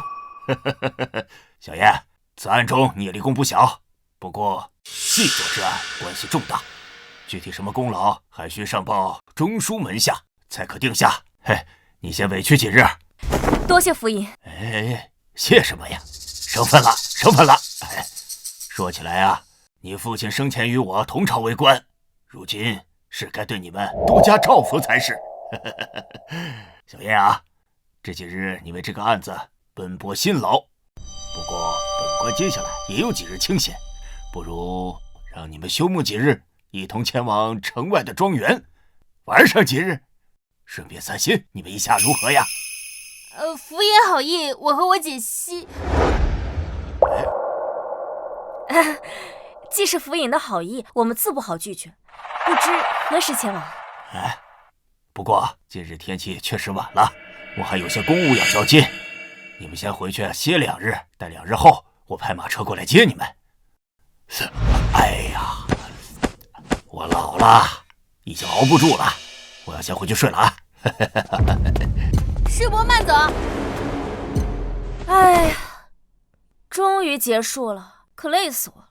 姐，我们好不容易有休沐，为什么要答应府尹去他的园子？我看那个府尹虽表面清正，但他印堂狭窄，有阴晦之相，不像好人。不可胡说，府尹官威极好，且对我有恩。若不是他力排众议，我这女子之身也当不上这汴京府的捕快。以后啊，不可胡说了。哦，那我不说他了。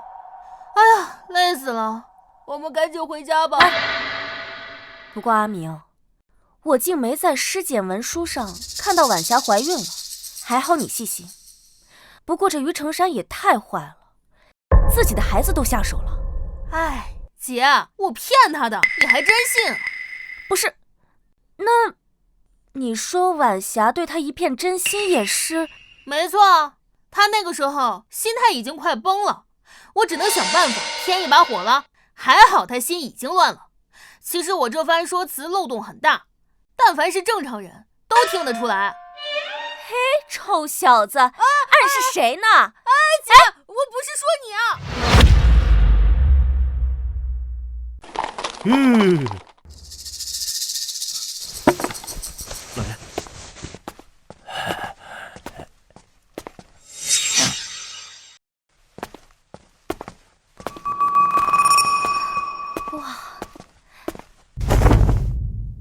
两位贤侄，这位是吴管家，跟了我30多年，对庄内之事了如指掌。今日我有事，就让他带你们先熟悉熟悉庄子。吴管家，这2位贤侄是我的贵客，你先带他们见一见夫人，再好生安排住处。是老爷。阿明，你发现什么了吗？没事，可能是我多心了。2位随我来，请。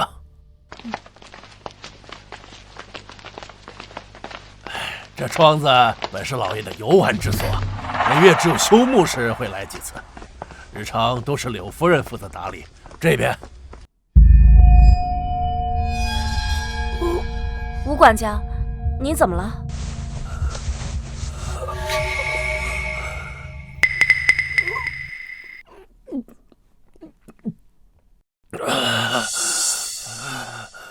两位见笑了，老毛病了，一旦发作便心慌难耐，双手更是止不住的颤抖。年轻时候还好些，如今越发不受控制了，喝些酒就好了。请，二位请，给我站住！别跑！狗奴才！少爷教训你还多！二少爷，又是谁惹二少爷不快了？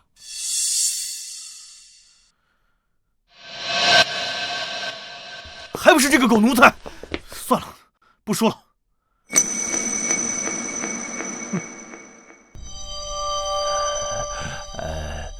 两位莫怪，这二少爷呀，一直是这个脾气，谁也没办法啊。不怪不怪，还是赶紧带我们去见夫人吧。好，来请。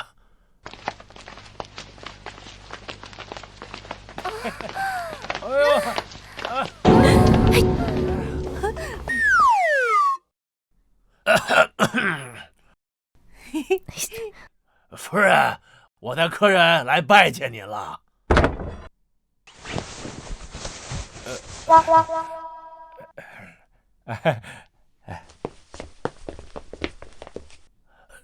这是曹医师，夫人常年体弱，在府里多是吃他的药调养。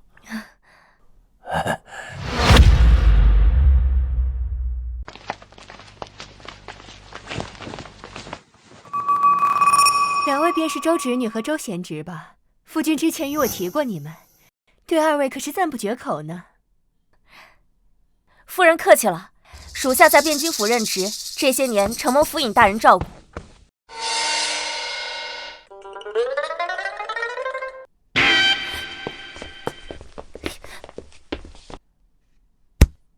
不得无礼！夫人，小弟顽劣惯了，您莫要见怪。令弟是活泼好动的年龄，我又怎么会见怪？吴管家，为二位准备客房，好生招待。是，两位请随我来。逆子，你给老子滚！老子没你这个儿子！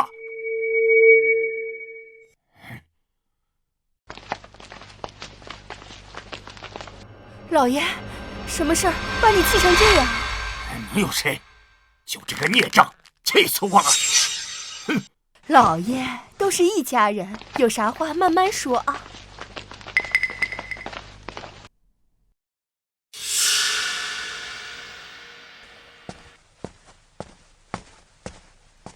文成，你先起来，有什么事儿跟姨娘说。走开！哼，少在这装好人，惺惺作态。反了！这个逆子反了！我要把他赶出陆家！我没他这个儿子！哼！这里没事了，都散了吧，散了吧。我带两位去客房。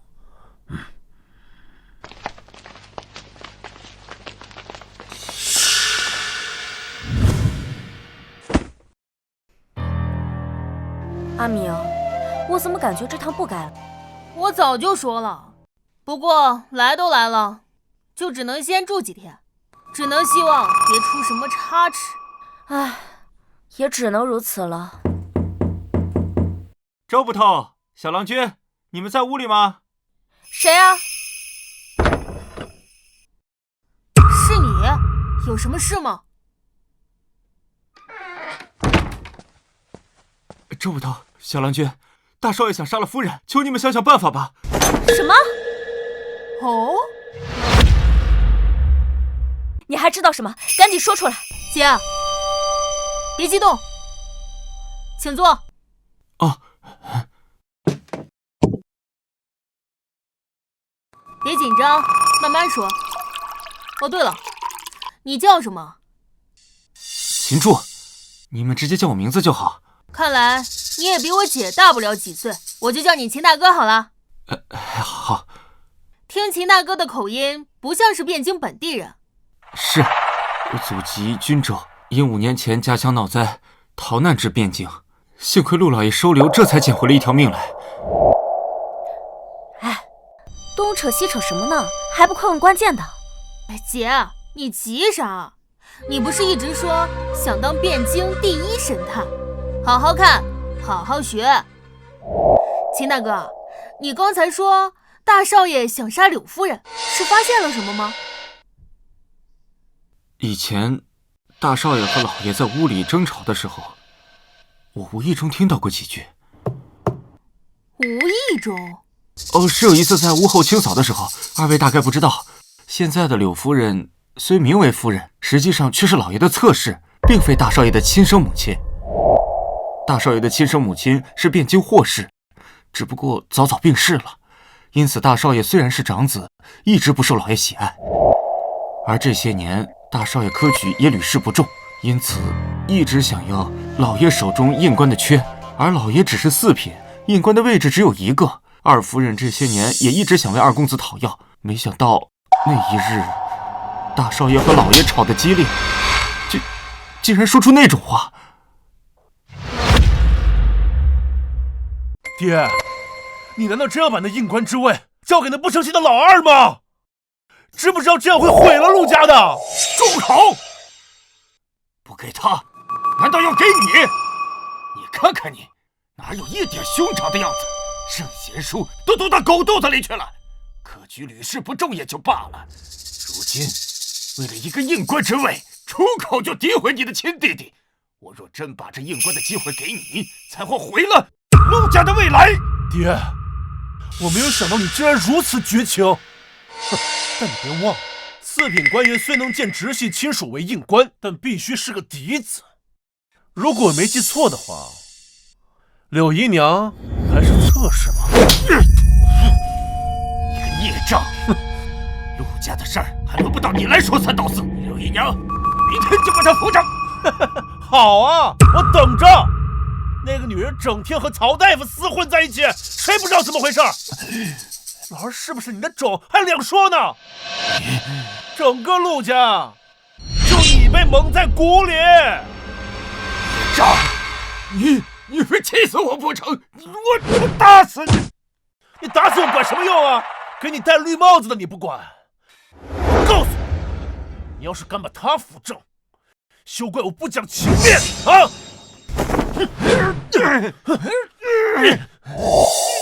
所以你认为不留情面就是下毒手的意思？是的，周小郎君，我来陆家5年，多少了解些内幕。当初老爷娶柳夫人的时候，霍夫人还在，只不过后来柳夫人受宠，霍夫人才郁郁寡欢。后来那些年啊，患了重病，才撒手人寰。因此，大少爷一直认为是柳夫人害死了霍夫人，双方关系一直不好。我明白了。最后一个问题，你为什么要把这件事告诉我们？是这样，前几日我听老爷提起过小郎君和周捕头的威名，在汴京破获了一桩大案，更对小郎君赞不绝口。因此，我觉得如果是小郎君你们的话，或许能阻止些什么。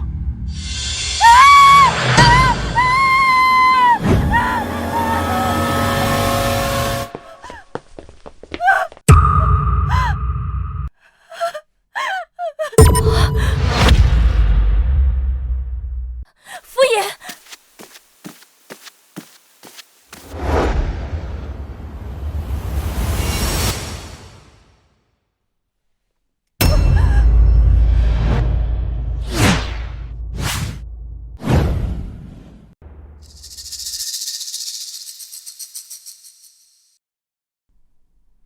怎么回事？福音死了。什么？爹，你干什么？福音已经死了，你进来也做不了什么。如果你不想在现场留下不利于自己的证据，最好别跨过这道门。姐，你会骑马，你现在以最快的速度赶去汴京府报案。至于你们，在汴京府的人来之前，谁也不许进入现场。小子，我是府尹之子，凭你也敢指挥我？府尹之子，请问你现居何职？位列几品？我姐乃府尹生前亲封的汴京府军巡捕。如今这里发生命案，依大宋律，一切都得以我姐为主。你一介白衣，还想造反不成？好大的胆子！娘，五儿，一切听周小郎君的。哼！阿明，你保护好现场，我马上找人回来。嗯。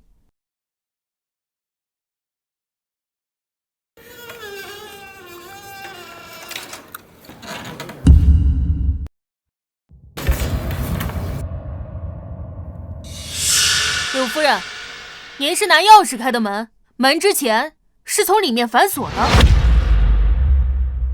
是，今日大郎和老爷争吵后，老爷便一人在房里待着不出来，我担心他便来看看，却发现门从里面锁上了，我这才拿钥匙过来开门。却不想，娘，放心，这还有我呢。在汴京府的人来之前，我有一些问题想问一下诸位。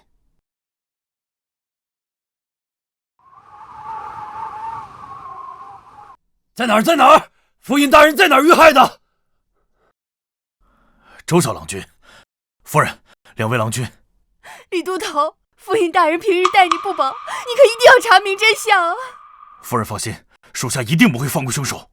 现场除了我检查过府尹生死外，无人进过，还保持原样。哎呦，原来你小子知道保护现场啊！啊，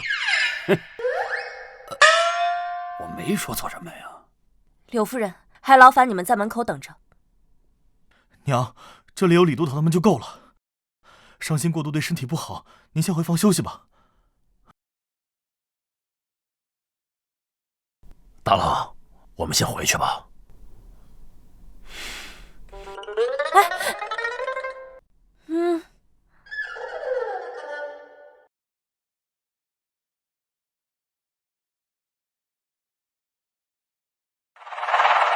哎，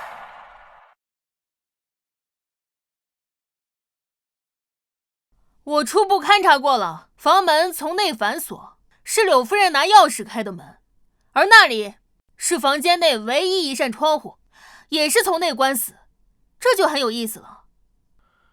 周小郎君的意思是，密室杀人案。密室杀人？什么叫密室杀人？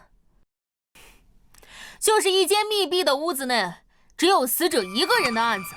我一般把这种案子统称为密室杀人案。一般来说，各种案件，密室杀人案是最难破的那一类，但也有例外。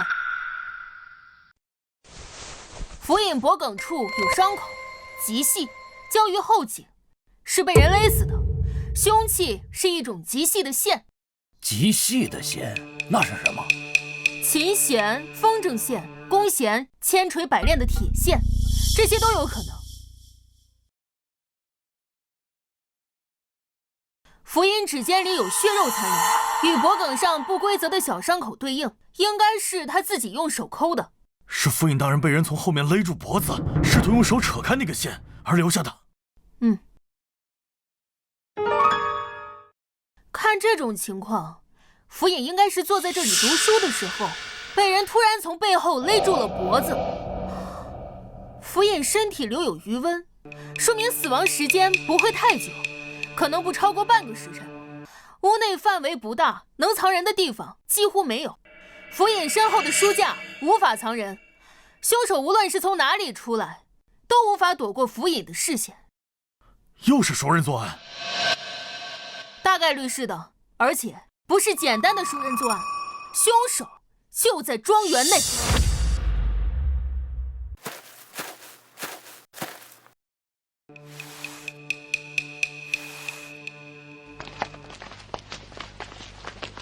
周小郎君，你可是发现了什么？很简单的推理，陆府尹死亡时间太短，庄园又在城外，如今又是大白天，想要行凶，就必须得先潜入庄园，之后在极短的时间内逃离。再考虑到是熟人作案的因素，凶手大概率就是庄园内的人。我检查过了，凶手没有留下明显的线索。阿明，平日里府尹待我不薄，如果你发现了什么，一定要早点告诉我们。放心吧，姐，我一定会尽快破案的。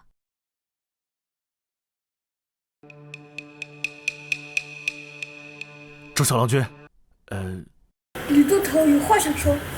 啊，小郎君，那细作的案子刚被查出3天，正在审理当中。这时候府尹突然在庄园暴毙，你说这是否过于巧合呀？李都头认为这2件事有关联。不会，就因为时间太近了。就算辽国同党想做些什么，时间上也太紧。更何况细作已经认罪，有这手段，不如想想办法如何灭口狱中的于成山。这案子8成是偶发的案件。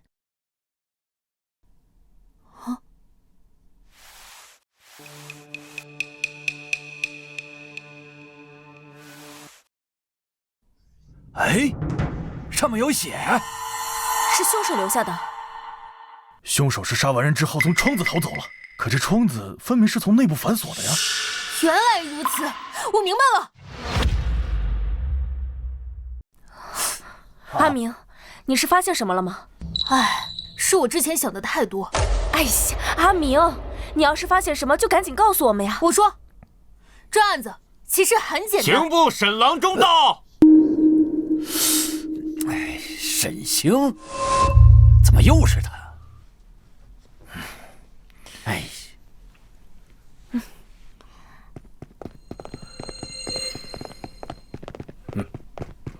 还真是巧啊，咱们又见面了。见过沈郎中，不知郎中前来何事？府尹枉死，本官自然是来查案的。沈郎中，这不对吧？府尹之案虽是命官之案，却也是凶案，依属地该由我汴京府负责，待出结果交予刑部复审。沈郎中，如今便来，莫非又有上谕？放肆！本官乃刑部郎中，朝廷正四品官员。你一个连品都没有的都头，竟敢与我这般说话！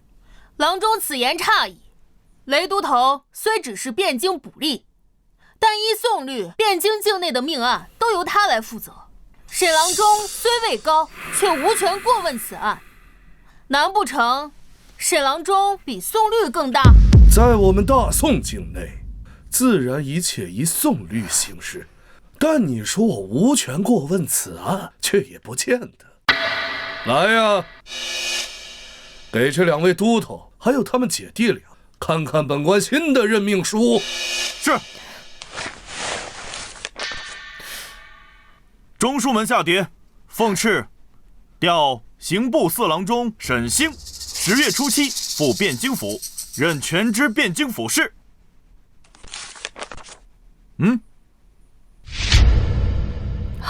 这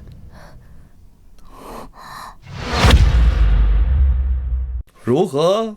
本官是否有权过问此案呢？沈星接任汴京府尹，怎么会有这种事情？不对，你接任汴京府尹，陆府尹怎么办？这还不是多亏了你们办案得力。之前辽国细作一案破得漂亮，朝廷论功行赏，擢升陆府尹接任吏部侍郎，这汴京府尹的位置自然就空了出来。可惜呀，这陆府尹命不好，临上任之前竟出了这档子事儿。哎，这该解释的都解释清楚了，你们还有什么问题吗？既然没有问题了，那都散了吧。这陆府尹的案子无需你们劳心，本官自会另派人调查。姐，你真想自己查清此案？好，我明白了。等等，沈郎中，刚刚中书门下的命令，说是让您10月初7接任汴京府尹之位，不知可对？你想说什么？敢问郎中，今日是10月初几啊？对呀，今儿10月初6。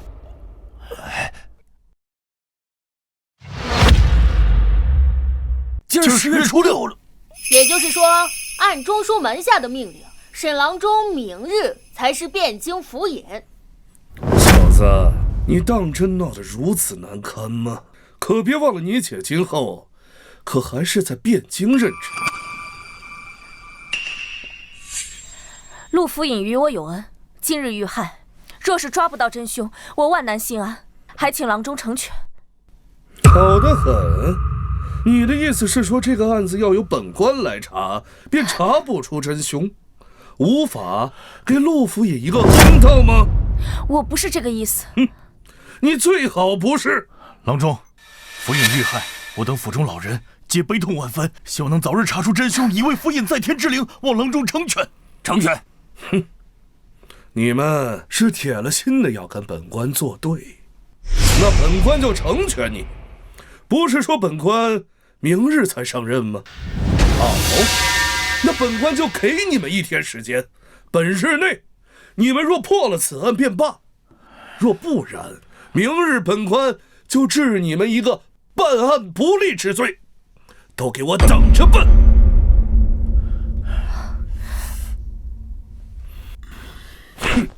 本官就在这儿看着，开始办案吧。阿明，那我们继续。好，姐，我们从刚才发现的继续说。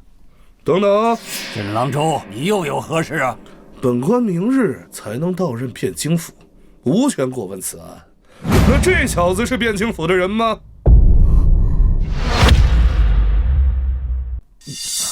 郎中，他是我弟弟。本官知道，本官是问他是汴京府的人吗？不是。既然不是，那为何让他参与？周小郎君是我们请来的帮手，为何不可过问案情？那汴京府有帮手这个职务吗？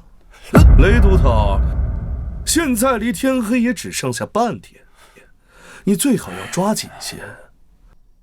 哎，对了，我记得你家还有一位老母，不知道若是雷都头丢了汴京府这个差事，到时候老母由谁来奉养啊？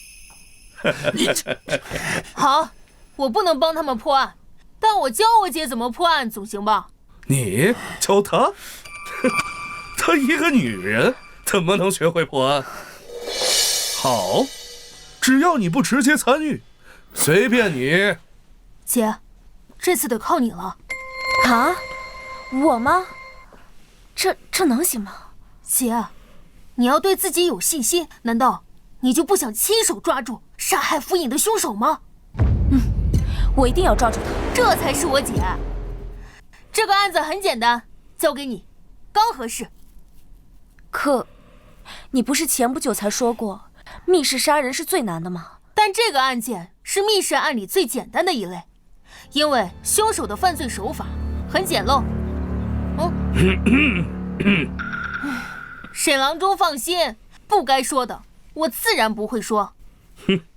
你最好知道。所以姐，你明白了吗？啊？明白什么？啊？明白什么？好，我明白了。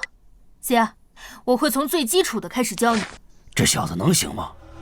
周燕那妮子有啥指望？死马当活马医吧。像这种什么密室杀人案，我在汴京府20多年也没听说过呀。要是按照以往的经验细细排查，或许会有线索。可现在只有半天的时间了，只能相信他们姐弟了。走，学一学。姐，首先我们要明确的一点就是，这世上的案子种类繁多，各种各样的情况都会有，但破案之道最重要的只有2点：一就是杀人手法，也就是杀人方法。有许多案子都是因为临时的激情杀人，手法往往简单粗暴，一眼就能看得出来。但像我们这个案子，凶手故意营造了密室的环境，明显是想增加我们破案的难度，所以我们只需要破解他是如何布置密室的，就能解开许多谜题。所以，凶手是怎么布置的密室啊？姐，你仔细想想，府尹是怎么死的？窗户的缝里又为什么会有血迹？周小郎君的意思是，凶手利用凶器布置的密室。没错。哎，等等，阿明，你怎么就确定凶手是用凶器布置的密室？他就不能是用钥匙打开了门，杀了人之后再把门关上吗？问得好，姐，你能主动思考，进步很大。臭小子，什么意思啊？这一点在你们来之前我就已经问过了。府里的所有房间总共都只有2把钥匙，一把常用，一把备用。备用钥匙掌握在吴管家手中，而常用钥匙掌握在不同人手中。就比如陆府尹的这间房，常用钥匙就掌握在柳夫人手中。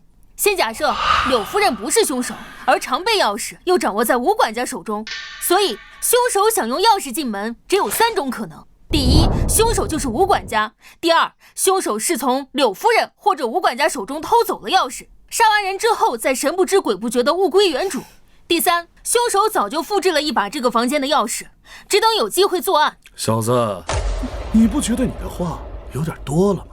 这也算是敲的范畴吗？我说的这些只是案件的基本信息，就算我不说，他们正常查案时也会问询，根本浪费不了多少时间，所以我说和不说根本就没有影响。好，你继续。那本官就要看看，你是怎么通过这些教会他，半天就想学会查案，简直是笑话。这就不劳郎中操心了。我们继续刚才的话题。首先，吴管家就是凶手。我问过，案发时他与大郎君陆文成在一起，这一点可以双方互为人证，基本排除了作案的可能。当然，也有可能他们是合谋，陆文成在帮吴管家做伪证。但是陆文成是陆正的儿子，为什么要帮吴管家做伪证？这一点缺乏合理的解释，所以我们先暂时认为他们的证词是双方有效的。其次是偷拿钥匙，这也太微乎其微了，风险太大。且不说偷和拿的时候，万一被发现了怎么办？就算他真的得手，吴管家也能随时发现钥匙丢失。把这一点告诉你们，布置密室就变得毫无意义了。最后的复制钥匙倒是最有可能，但这样一来，新的问题又来了。这里是府尹的庄园，平日里都不会来住，就算来住，也是在柳夫人的房间。但除了柳夫人的房间，府尹也有其他的备用房间，凶手很难确定府尹每一次住在哪里。复制钥匙的意义也不大，除非他能把陆府尹所有房间的钥匙都复制一次。但是他要是有这本事，陆府尹可能早就被杀了，根本等不到今天。难怪你说从一开始就是密室谋杀。哎，你从那时候就想了这么多吗？这只是基本的逻辑而已，不是个人就明白吗？既然暂时排除了钥匙开门的情况，又确定了凶手杀人的凶器，那我们可以来做一次案情复原，这对你们破案会很有帮助。案情复原？周小郎君的意思就是让我们再模拟一次府尹被杀的经过。没错，李都头，麻烦你去找一根琴弦来。哎，你去。好嘞。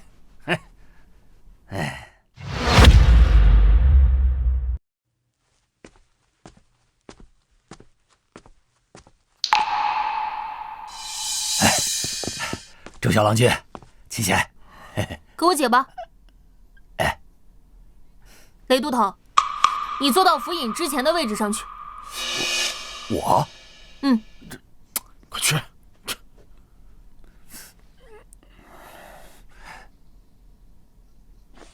给你。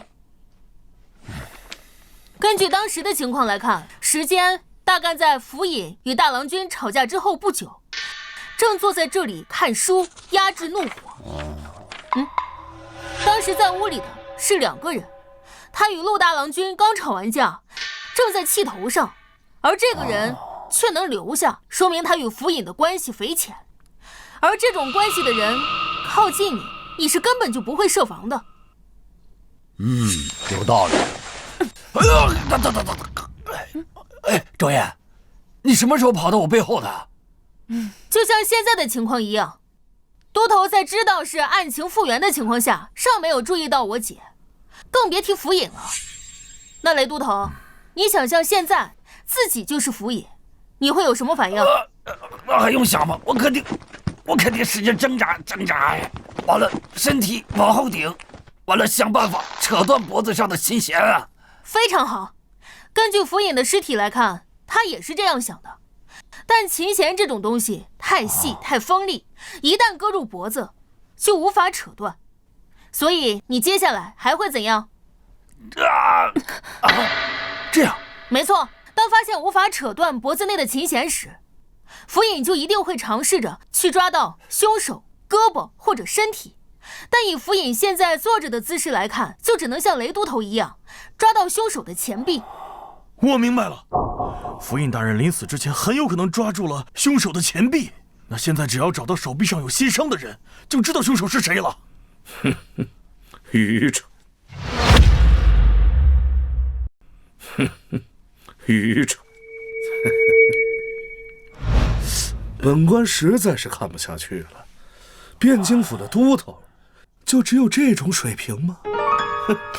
哎呀，还是陆府尹无能，导致手底下都是一群酒囊饭袋。沈大人此言何意？本官看了一会儿，便已知晓这凶徒是早有预谋。他能费尽心机地做成密室，又岂会留下这些明显的破绽让你们抓？事实上，他只要事先带上后护腕，或在手臂处塞上一些布，都能避免留下伤痕。堂堂汴京府都头，连这个都搞不清楚，还破什么案？老雷，别冲动。没想到沈郎中也擅长破案之道。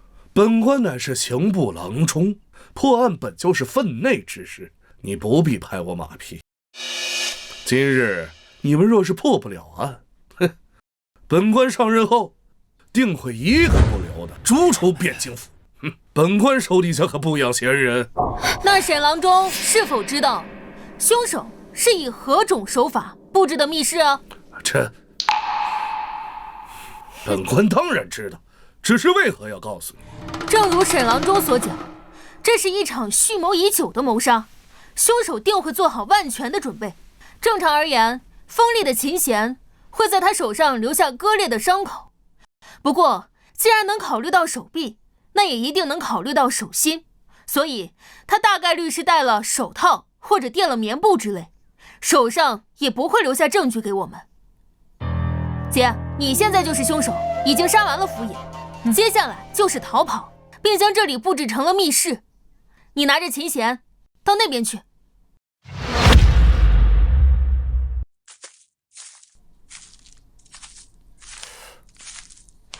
这里吗？好，站在那里别动。接下来我们要复原凶手逃离的方法。等等，沈郎中，你又有何事？这直接说出凶犯逃离的方法，这也叫教？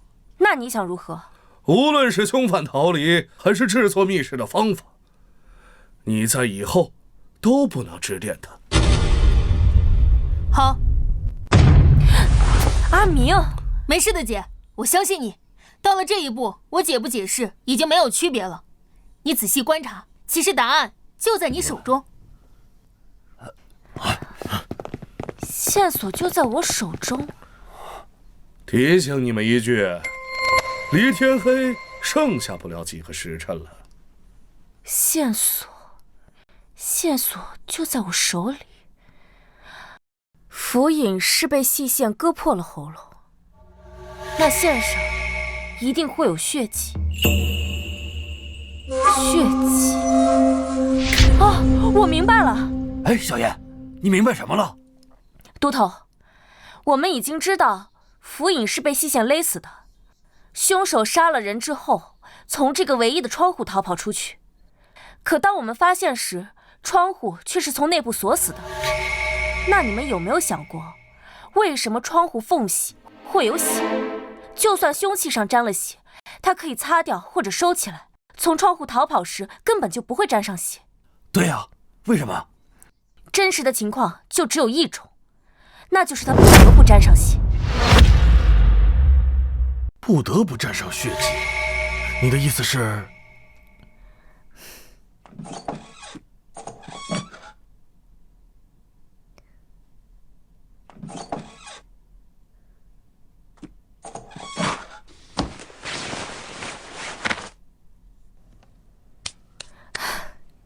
两位都头，这个窗户离地并不高，很容易就能翻过来。接下来，我把门窗从外面关上。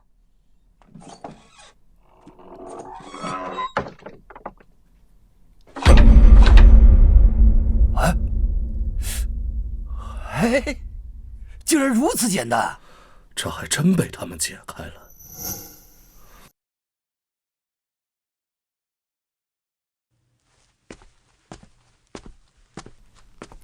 好，现在我们已经破解了凶手制造密室的方法，接下来就是抓到他。你已经掌握破案的基本原理，没问题。我说过，破案的基本方法有2种，第一就是找到杀人手法，第2点也是最关键的一点，找到杀人的动机。这世上的所有案子，说1000道10000，9成9都离不开利、财、情、仇4个字，除了极少数天生以杀人为乐的变态，因为正常人不会毫无缘由的去杀一个与自己毫不相干的人。所以你接下来的任务就是从所有嫌疑人里找到最可能有杀人动机之人，然后再排除所有不可能，哪怕剩下的答案再离奇，那也是唯一的真相。好，我一定会抓住他。不过，具体要怎么做？你们看本官干什么？你们审你们的，与本官何干？其实很简单，我们只需要用到犯罪心理学中的心理画像学就行了。犯罪什么学？什么学？简单来说，就是通过推断凶手的心理特点，然后去掌握他的一些生理特征、生活习性、性格特点等等，这能有效地帮我们减少怀疑的对象，更快地帮我们锁定凶手。都头，你们听懂了吗？周校郎君，有没有更通俗易懂的说法？这个有罪推论就是默认每一位怀疑人都是凶手，以这一点作为前提来审，而一个清白的人被污蔑，多少都会是愤怒，而怒火最容易冲昏头脑。那些平日里再擅长伪装的人，多少也会透露些信息出来。哎呀，周小郎君，嘿嘿，你要早这么说，我们不就明白了吗？那不就恐吓和扣罪名吗？还说的那么……我觉得我们说的不是一回事。哎，算了，你们之前都是怎么审的？那简单，先把看着像坏人的抓回去。哎呀，只要没有后台的，那就严刑拷打一番。跟你说，周小郎君，严刑拷打那是有学问的。哼，你打他的时候，犯了事儿跟没犯事儿的人那有很大差别的。嘿嘿。所以啊，你是准备把陆府尹的家眷都带回去拷打一遍？哎，不能够，不能够，嘿嘿嘿，都听你的，都听你的，不说了，不说了。姐，你接下来的任务就是作为主审，将这个庄园里所有有嫌疑的人都叫过来一一审讯。你记住，他们只要进了这个门，你就污蔑他是凶手。顺着这个思路审下去，我们一定会有收获。好，李都头，你负责来当副审。好。雷都头，你负责来记口供。不是，为啥我来记口供？刚才说都听我的，这么快就不作数了？哎，作数，我来记，我来记。毕竟这里是案发现场，还是府尹的住处，在这里审不太合适，换一间房间好了。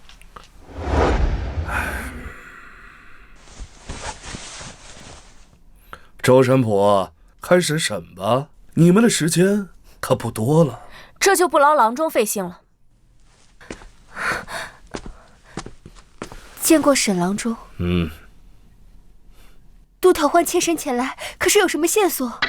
夫人莫要紧张，先请坐。我等确实有些线索。可是抓到凶手了。姐，拿出气势，污蔑他就是凶手，先试试他的反应。柳夫人，那我就直说了，我们怀疑你就是凶手。我们怀疑你就是凶手。什么？周捕头，你可莫要开玩笑！我与夫君情投意合，我为何要杀他？别看我，说辞。我们能找夫人，自然是有证据。依据夫人的说法，你前来找福尹，结果发现房门被锁，于是拿钥匙开门，突然发现福尹被害，紧接着就发出惊叫声。可经过我们仔细查看房间，屋内唯一的窗户是从里面被锁上，除了这门，没有其他出口。凶手除了有钥匙的你，还能是谁？依我看，是夫人你先去杀了福尹，然后把门锁上，接着处理掉凶器和血迹，然后回到此处发出尖叫，将我们引过来。笑话！这府上又不止我一人有钥匙，你们为什么不去怀疑吴管事啊？吴管事有陆大郎君作为人证，证明他们案发时两人是在一起。相反是夫人你，案发时却只有你一人，连随身的丫鬟都不带，这不也太奇怪了吗？大郎与夫君争吵了，我想去劝。我夫君这个人历来好面子，这种时候我自然不好带丫鬟。阿明，他说的好有道理啊，我找不到污蔑他的理由，怎么办？那就应变，实在不行就揍他的友。事已至此，柳夫人还要嘴硬吗？你别以为你背着福尹干的那些事我们不知道。你们知道什么？你们知道什么？哦，周捕头，你之前说过，我夫君生前对你多有照顾，如今他尸骨未寒，你就这么冤枉他的遗孀吗？柳夫人，我们只是就事论事罢了。府中你和曹大夫的流言也不是一天两天了。所谓空穴来风，必有其因，恐怕是福尹发现了什么，你怕事情败露，干脆先下手为强。够了！你个汴京府小小的女捕快，通判之位还是3日之前我夫君亲自替你生的，你不思感恩，反而在这里胡说八道，真是狼心狗肺，忘恩负义！哼！我的住处离我夫君书房只有几步之遥，大郎与老爷争吵，我便回了房，几位丫鬟皆可作证。我去老爷书房之时，并未带他们，可是他们都是亲眼看着我离开的，我根本就没有时间去伤害老爷啊！沈郎中，你就任凭他们污蔑好人是吗？可本官如今尚不是汴京府尹，汴京府的案子自然是不好插手的。不过夫人放心，就算他们今天诬陷了夫人，等明日本官上任之后，定还夫人个清白。至于诬陷好人、栽赃陷害之罪，依宋律杖40，流放3000里。差不多了，姐。啊，夫人莫要激动，我这也是破案心切，再加上之前钥匙的原因，这才怀疑您。如今你解释清楚，确实是我的失误。哎呀，夫人莫气，夫人莫气。周燕啊，这毕竟年轻，做事不够沉稳。之后我便替您教训他啊。如果没什么事，我就先走了。等等，还有何事？我代我姐向您道歉。不过，身为家中主母，您认为杀害府尹的会是谁？还有谁？还不是他大儿子陆文成？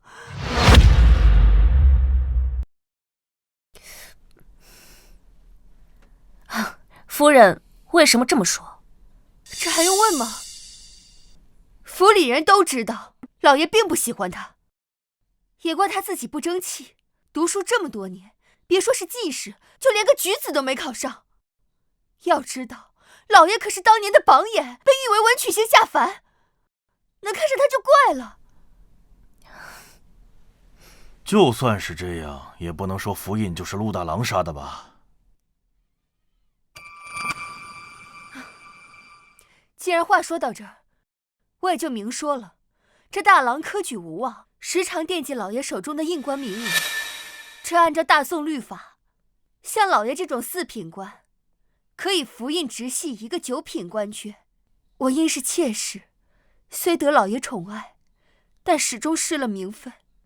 这2老便一直是庶出。这按大宋律法，庶子无资格任印官。这些年来，老爷虽未曾将印官职位给他，他也却未说什么。就在3日之前，这老爷突然向我提及要将我扶正之事。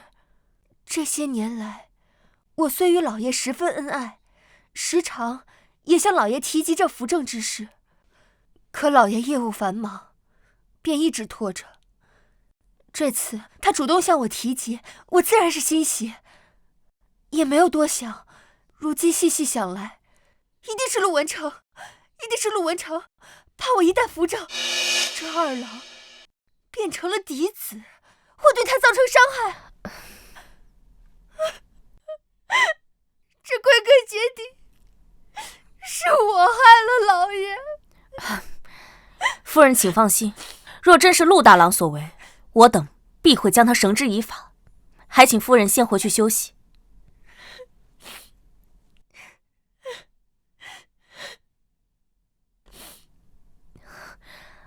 阿明，我觉得柳夫人说的很有道理，那接下来怎么办？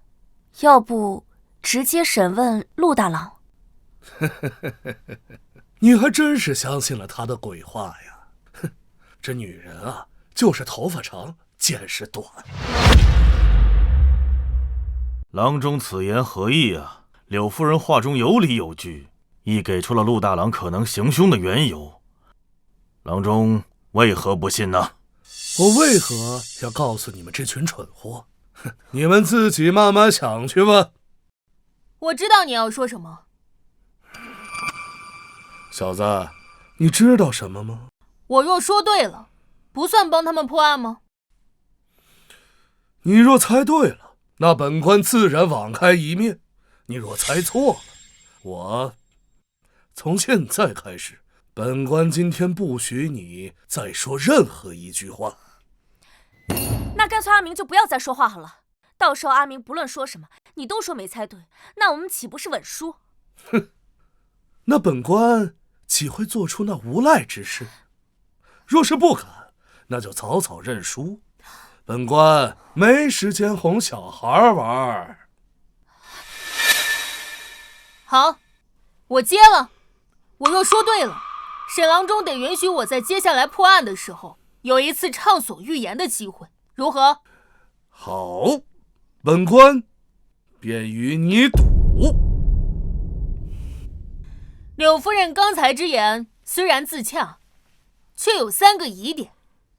第一，陆大郎君的关系与府尹一直不好，这一点只要是府中之人皆知。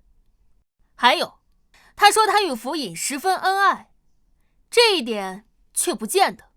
他自己说过，往昔也曾与府尹提过扶正之事，却都未被应允。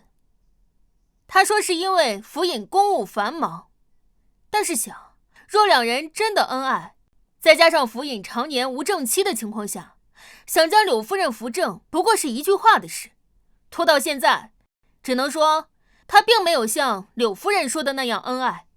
其次，吴管家说过，这里是府尹游玩的庄园，只有平日里休沐时才会来，但日常事务都由柳夫人来打理，这说明她常年住在此处。若他们夫妻俩真的恩爱，为什么陆府尹不让柳夫人住到城里的府中呢？我听闻柳夫人体弱多病，或许是府尹安排她在此养病啊。不会，原因就在第二个疑点。为什么府尹那么多年不提柳夫人扶正，偏偏3日前就提了？3日前，那不是北辽西做刚结案之后吗？没错。为什么他那么多年前不提，偏偏这个时候提了呢？很简单，因为他的身份马上就要不同了。他在汴京府这么多年，一直未得升迁，此次恰逢吏部侍郎告老还乡，他想更进一步。但问题是，这个位置不止他一个人盯着。你喊本官做甚？恰逢这种时候，辽国细作案出现，这是危机，更是机会。若破获之后，他的功劳定直达天听，甚至吏部侍郎的位置也是10拿9稳。而一旦成为了吏部侍郎这种核心高官，他的地位将会今非昔比，甚至以他的年龄，进入中书门下，甚至成为那几个相公之一，也未可知。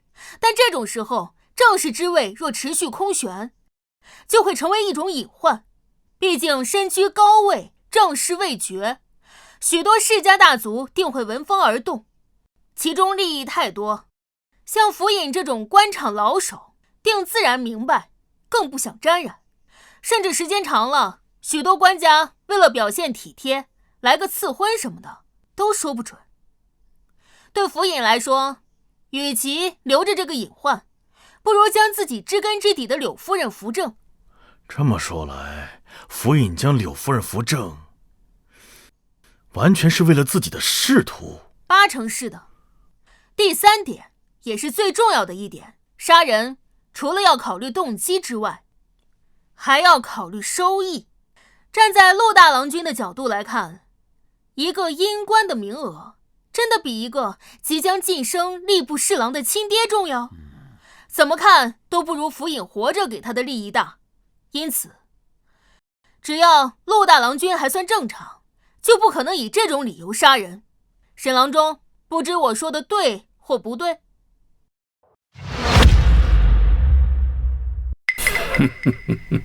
小慧可观，惜乎气，识味广，终非庙堂之器。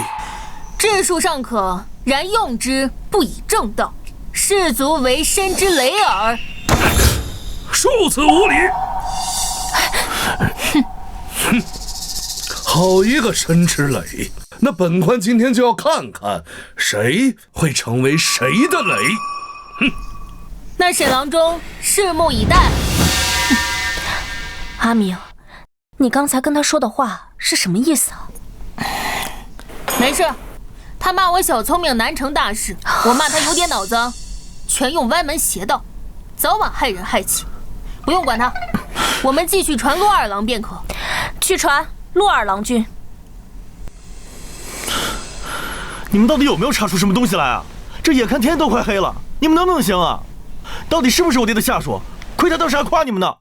二郎君，既然你这么问，我也就直说了。请问大郎君和府尹争吵之后那段时间你在哪？什么意思啊？二郎君，非要我们说出来吗？我们怀疑你是杀害府尹的凶手。荒唐！我为什么要杀我爹？我爹和我哥争吵，与我何干？我当时在和仆人练拳，都有很多仆人在场。你要是再诬陷我，就别怪我不客气了。二郎君，莫急，我们就只是问问罢了。既然有人证在，那自然就不是你了。快放开二郎君！姐，这是个傻子，没啥价值，让他指认个凶手，赶紧撵走。二郎君，看来是我们误会你了，莫要生气。二郎君，既然此案与你没有关系，以你对家中的了解，你觉得此案的凶手会是谁？那还用说？除了曹百川那个老不要脸的，还能有谁？哦，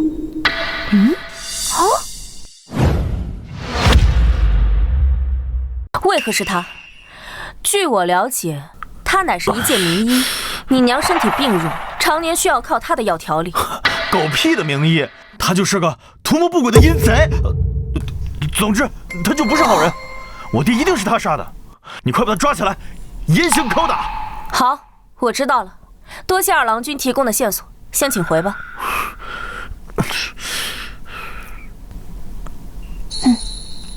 来人，去请曹大夫。大人，各位都头，不知找曹某何事啊？啊，曹大夫，你先坐，我们只是问几个关于案件的问题罢了。是。曹大夫，府尹遇害之时，你在哪儿？柳夫人又犯了病，府里的金线莲用完了，我回汴京去杏林堂去买，回府不过半个时辰。刚听说府尹遇害了，可有人同行作证？啊，只我一人。那这么说，就是没有证人喽？你什么意思？我们怀疑就是你杀害的府尹。荒谬！我与府尹无冤无仇，为何要杀他？无冤无仇？曹大夫可要知道，这天底下没有不透风的墙。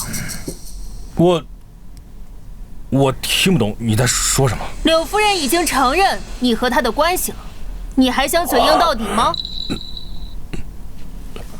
我叫周明，她是我姐姐周燕，你听说过我俩吗？沈郎庄问些日常问题，不算直接参与吧？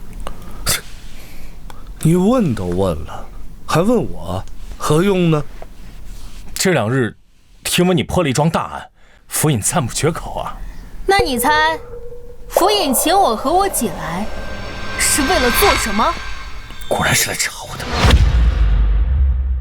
以你和柳夫人的关系，只要府尹眼不瞎，都会怀疑。而他请我和我姐来，就是为了找到你和柳夫人有私情的证据。府尹让我们来抓奸，我怎么不知道？哎呀，骗他的！你不用管我说什么，只要注意他的回答就行。事实上，我见到你和柳夫人第一面的时候，就察觉到你们2个的关系不正常。你当时虽行色匆匆，可我依旧注意到你手指上青黑色烟墨。见到柳夫人的时候，虽隔着一层轻纱，可我却在她眉间看到相同的颜色。曹大夫之前在为柳夫人画眉啊。曹大夫这是默认了？我早就知道瞒不住的，我早就提议过带着他远走高飞，可是他一直放不下如今的富贵生活。真的是你？我没错，是陆正该死。我以真儿青梅竹马，当年是他看真儿美貌，才要强行纳妾，真儿根本就不喜欢他。后来有一次，真儿生了病，我便借机自荐进入府中，后来没过多久，便旧情复燃了。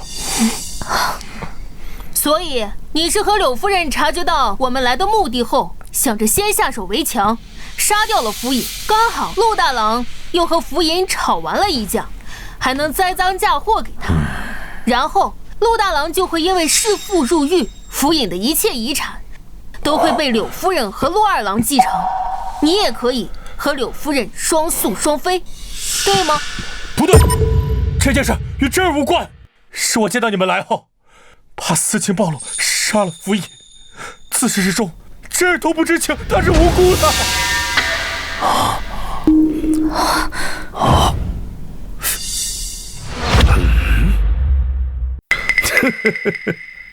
没想到这个案子就这么被你们简单的给破了。来人，把这个不知羞耻之徒给我押回汴京府，待本官明日上任之后再严加审问。是。这既然案子已经破了，本官自会论功行赏。天色不早了，回家等消息吧。走。等等，小子，你还有何事啊？案子还没破，他不是凶手。小子，你在说什么呢？审他的是你们，说他杀害府尹的还是你们，他都已经亲口承认了，你反倒是替他喊冤。陆府尹遇害离现在2个时辰，这处庄园离汴京不远，骑马往来只需2个时辰。而他若是凶手，可以在半路折返回来杀害府尹，然后再逃离，以此误导我们。但是仔细看，他鞋子上沾染青泥，这是杏林堂门前特有的青泥，这说明他前不久确实去过一趟。而杏林堂位于西城，从此庄园赶回汴京，只能由城东的宋门入城。汴京城内不得纵马，宋门到西城起码要1个多时辰，再加上回来的时间，前后时间刚好能对应上。再说他是否去过，派人去杏林堂一问便知。好了，你说了这么多，我且问你，他若不是凶手，他为何要承认呢？很简单，他认为私通之事败露，柳夫人来不及与他商议，便杀了府尹。他主动认罪，只是为了保下柳夫人。如果仅仅是私通，他这个奸夫8成是要重判，而柳夫人就不一样了。甚至如果府尹心软，他甚至不用入牢。但你却认为他会杀了府尹，甚至你会不惜替他顶罪，这就有意思了。我想想，这有2种可能。第一，柳夫人是真心的爱你，为了你不惜去杀了府尹，但你却说曾数次提出过和他远走高飞之事，但他放不下现在的富贵生活，这说明他并没有那么爱你，起码你的分量比不上他自己。第二嘛，就是私情暴露的后果比我们已知的更严重，府尹一定不会放过他，所以这就不只是偷情那么简单了。别再说下去了。哦，陆二郎是你和柳夫人的儿子。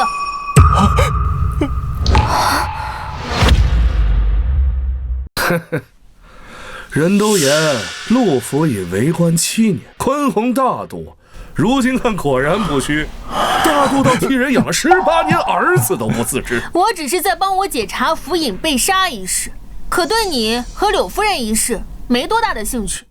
不过都查出来了，李都头，按惯例应如何办？依宋律，改收监候审。今日的情况，若能破府尹被杀一案，当与凶犯一同押回汴京府；若府尹之案不能破，单独收监，择日审理。说来说去，不还是收监吗？来啊，安排房间，把他关押起来，等离去时再带回汴京府。至于那柳夫人，她毕竟是陆府尹的家眷，责令不许出庄，待本官上任后审过这个奸夫再问。是。等等，曹大夫，依照你对此地的了解，若说出一名凶手，会是谁？吴管家。为什么？趁儿身体不好，为了给他调理身体，我翻阅了各种医书，有一部叫《奇症杂录》的医书，很有意思。这部书在你的屋里？他不在，前些日子被府尹借走了，许是在他的屋里。李都头，麻烦派人取来。走。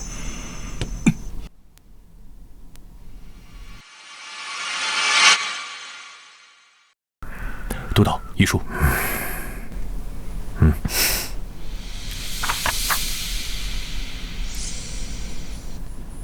这病史，别看我什么都不知道。传吴管家。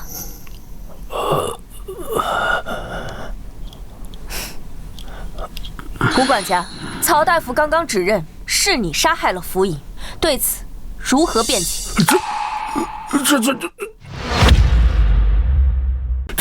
周捕头，这从何说起啊？自从大郎跟老爷争吵之后，我就一直跟大郎在一起，这一点大郎可以作证。那你和陆大郎合谋呢？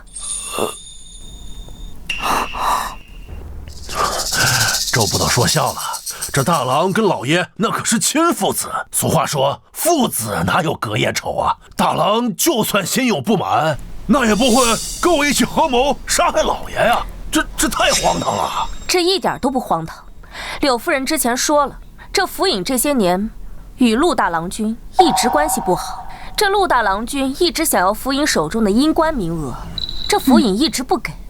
再加之府尹近日想要扶柳夫人为正室，这陆大郎完全有理由铤而走险。这只是周捕头你的猜测，你没有证据。退一步说，就算你说的对，那也是大郎跟老爷之间的事，我为何要参与啊？证据，我们当然有。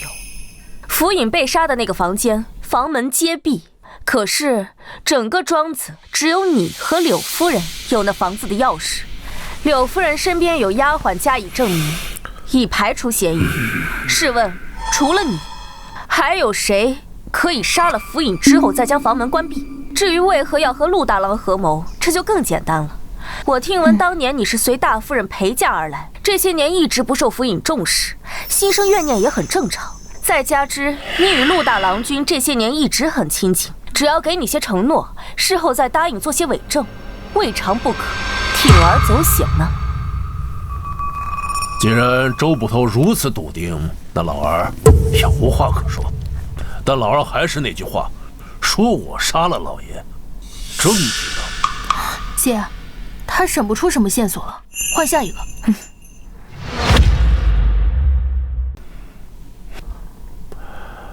不知几位唤陆某前来何事？家父心丧，有许多事情需我处理。陆郎君，你与府尹争吵之后去了何处？周捕头，此话何意？陆郎君，请你老实回话。我与家父争吵之后，便一直待在屋中。吴管家来寻我，并劝我说凡事以孝为先，我俩一直在一起。此事吴管家可以作证。吴管家已经招认，说是你二人合谋将其杀害。依你从小不被府尹喜爱，早已心生怨怼。再加之府尹欲将柳夫人扶正，你怕地位受到威胁，故而合谋将其杀害。哼，笑话！这简直臆测。就算我与家父关系不怎么样，又怎会行此大逆不道之事？你们血口喷人，可有证据？郎中，您乃刑部重臣，便任由他们无凭无据冤枉一个好人。陆大郎莫要生气，有本官在，断然不会放跑一个坏人，当然也绝不能冤枉一个好人。若是今天他们拿不出证据，本官万万不让他动你分毫。有郎中这句话，我就放心了。今日尔等污蔑我，若拿不出证据的话，我定不会善罢甘休。证据我们当然有，这间庄子有府尹屋中钥匙的只有吴管家和柳夫人。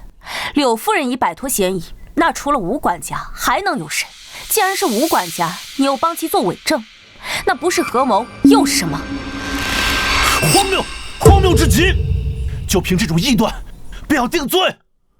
家父上暂时就是这么教你们的吗？陆大郎君莫怪，我姐也是破案心切，想为陆府尹报仇。要不这样，你先在口供上签字画押，我们再继续查一查。若真不是这样，我们定还陆大郎君一个清白。雷都头，劳烦请陆大郎君签字。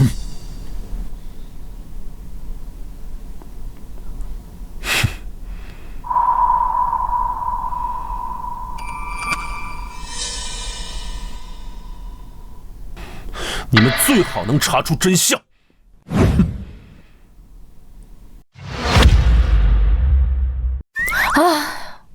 该审的人终于审完了。不，还有一个人没审。谁啊？秦柱。他案发时跟我们一直在一块儿，他也要审？不对，姐，你终于意识到，他和我们在一起的时间和案发时间其实是错开的。不过已经没关系了，依照现有的证据，这案子已经可以告破了，只差最后一点细节需要确认。李都头，我需要去汴京府查一个人的档案，不知可否？这个吧，原则上不可以。哎，小郎君，你想查谁的过去？嘿嘿，我可以带老妈。那就有劳雷都头了。我想查陆府尹的刘当。谁？啊？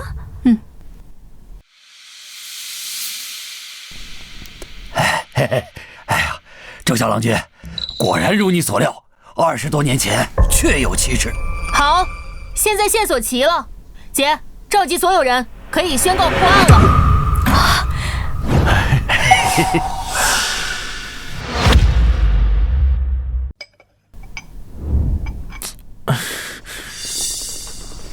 堂哥，吴管家，你们也被叫来了。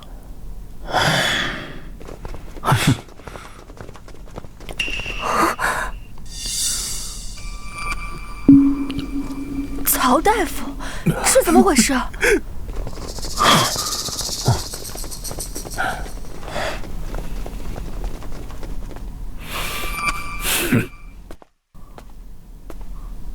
三位，你们审也审过了，现在把大家都带到这里一起，是发现凶手了吗？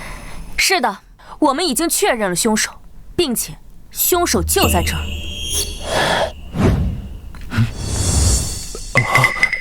周捕头，你说是就是。老朽记得先前你说老朽是凶手，事到如今你还这么认为吗？经过我们查证，已经确认凶手就是府尹的儿子。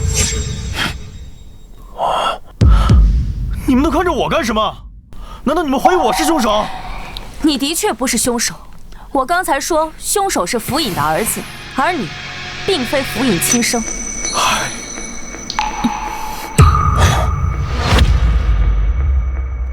我不是我爹亲生的，笑话！你说不是就不是。娘，告诉他们。娘，你怎么了？你快告诉他们，我是我爹的孩子。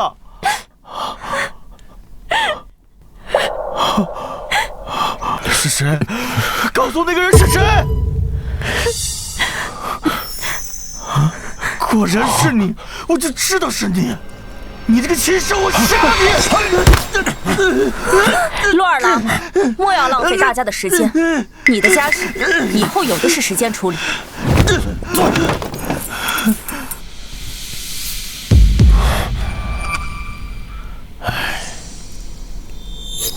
你们看我做什么？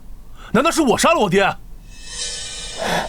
周捕头，先前审讯的时候不都说了吗？老爷遇害的时候，他一直跟我在一起，根本就没有作案时间。哼，是我得了失心疯杀了我爹吗？且不说这一条罪是大逆不道之罪，只要他还活着，我便是府尹之子，马上就能成为侍郎之子。就算为了我的前程着想，我有10000个理由去孝顺他，并非去杀他。不错，一开始查案的时候，我也第一时间怀疑过你，包括柳夫人用阴官之事污蔑你的时候，这份怀疑更是高涨。但类似的话，阿明也说过，不管在何种情况下，你确实没有理由杀府尹。但随着案件调查下去，以及阿明不断的提醒下，意识到在某种特定的假设下，其实你是有行凶理由的。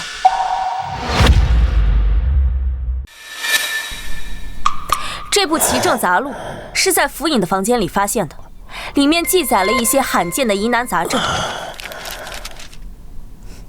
折痕恰巧翻到这一页，这一页上记载了一个罕见的杂症，名为止静症。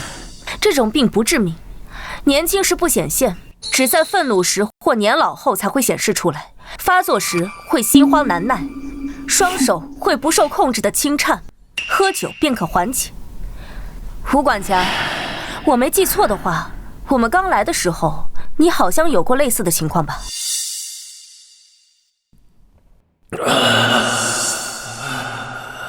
位见笑了，老毛病了，一旦发作便心慌难耐，双手更是止不住的颤抖。年轻时候还好些，如今越发不受控制了，喝些酒就好了。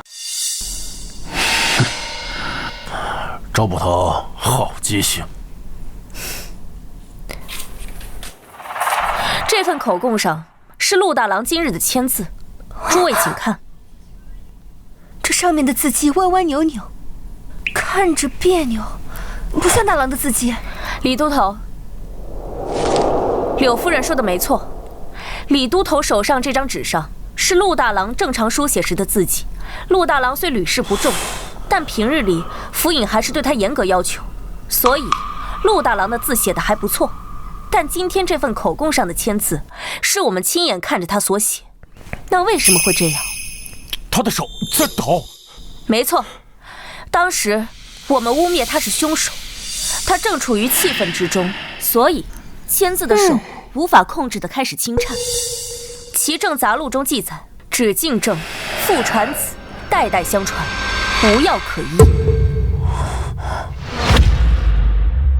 原来如此，本官明白了。陆府尹研习这部医书，本就是怀疑你非他所出，此事被你察觉，便先下手为强，杀了你。哼，如此，这一切都说得通了。你若是陆府尹亲子，便没有任何理由杀他。可你非他亲生，一旦事情败露，你和吴管家将万劫不复，便不得不铤而走险。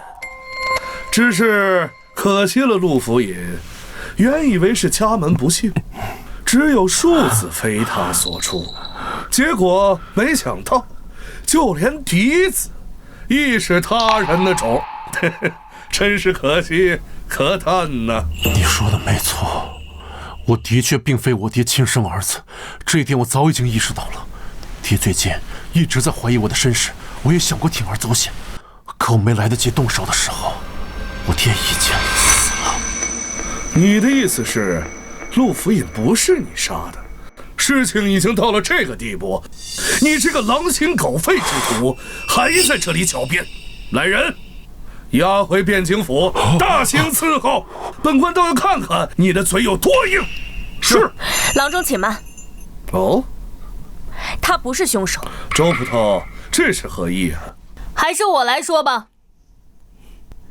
沈郎中，刚才我和你打赌，我还有一次畅所欲言的机会，还作数吗？哼，随你。我姐刚刚其实已经说得很明白了，杀害府尹的是他的儿子，但是陆大郎君与陆二郎君都不是府尹亲生，那自然就不是杀害府尹的凶手。等等，你的意思是，这陆大人还有个亲生儿子？那是当然。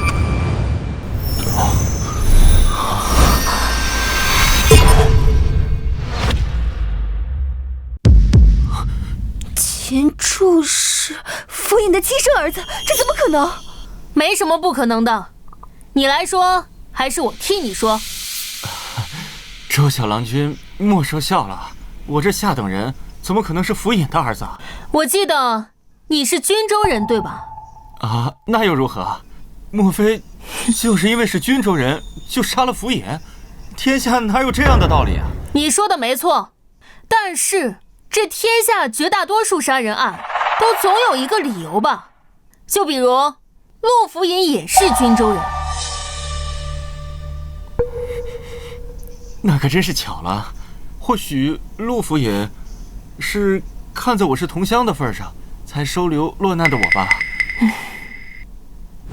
柳夫人，我记得您之前提过，府尹也是榜眼出身，可还记得是多少年前的哪一榜？是27年前，治平3年的开科。秦大哥今年好像也是27岁。这又说明什么？我看过陆府尹的告申，里面有他的留档。在27年前，他中榜眼之时，朝中霍太尉相中了他，非要招他为婿，也就是大郎的亲娘，已逝的霍氏主母。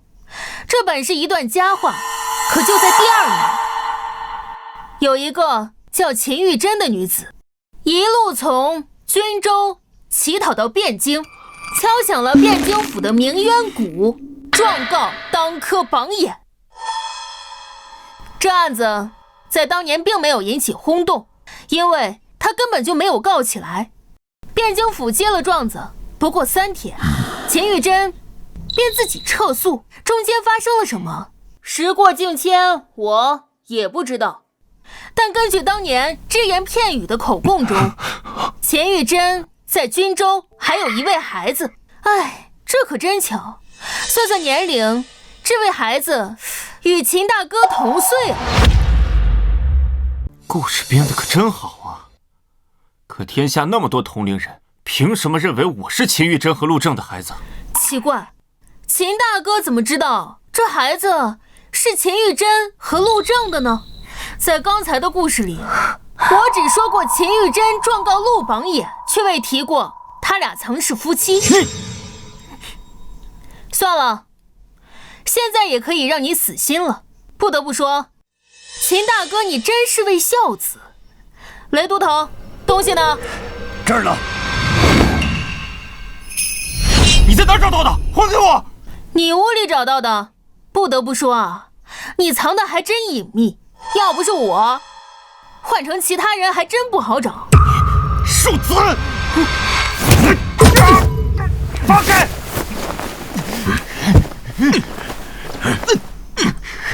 唉，雷都头，给他吧。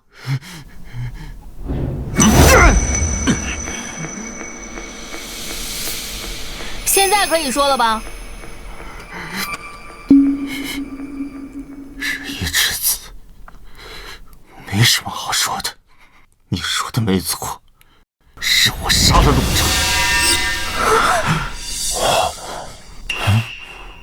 那是他咎由自取。27年前他抛弃妻子，他罪有应得。我只恨杀他杀得晚了。好啊，原来罪魁祸首就是你这个畜生！来人，拿下！是。别碰我！自己走。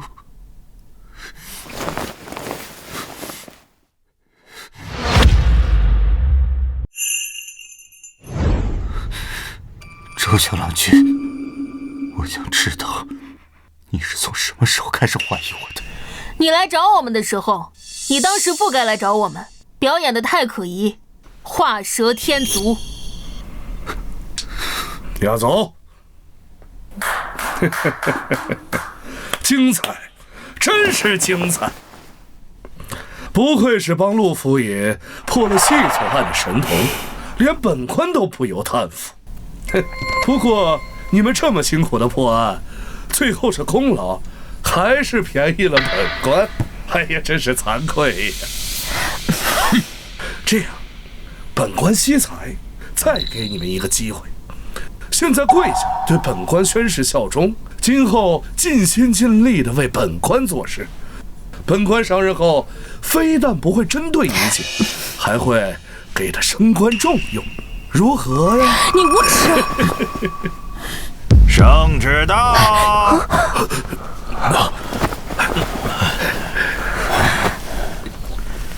刑部司郎中沈星接旨。刑部都司王恒检举刑部司郎中沈星任职期间贪赃枉法、收受贿赂、渎职失职，经陛下圣谕，停其汴京府任职，革其刑部司郎中之职，授监大理寺，听候发落。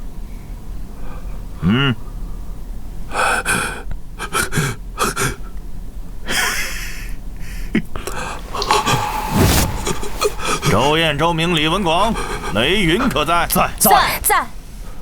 咱家这里还有一份圣旨，周燕，你们4人接旨。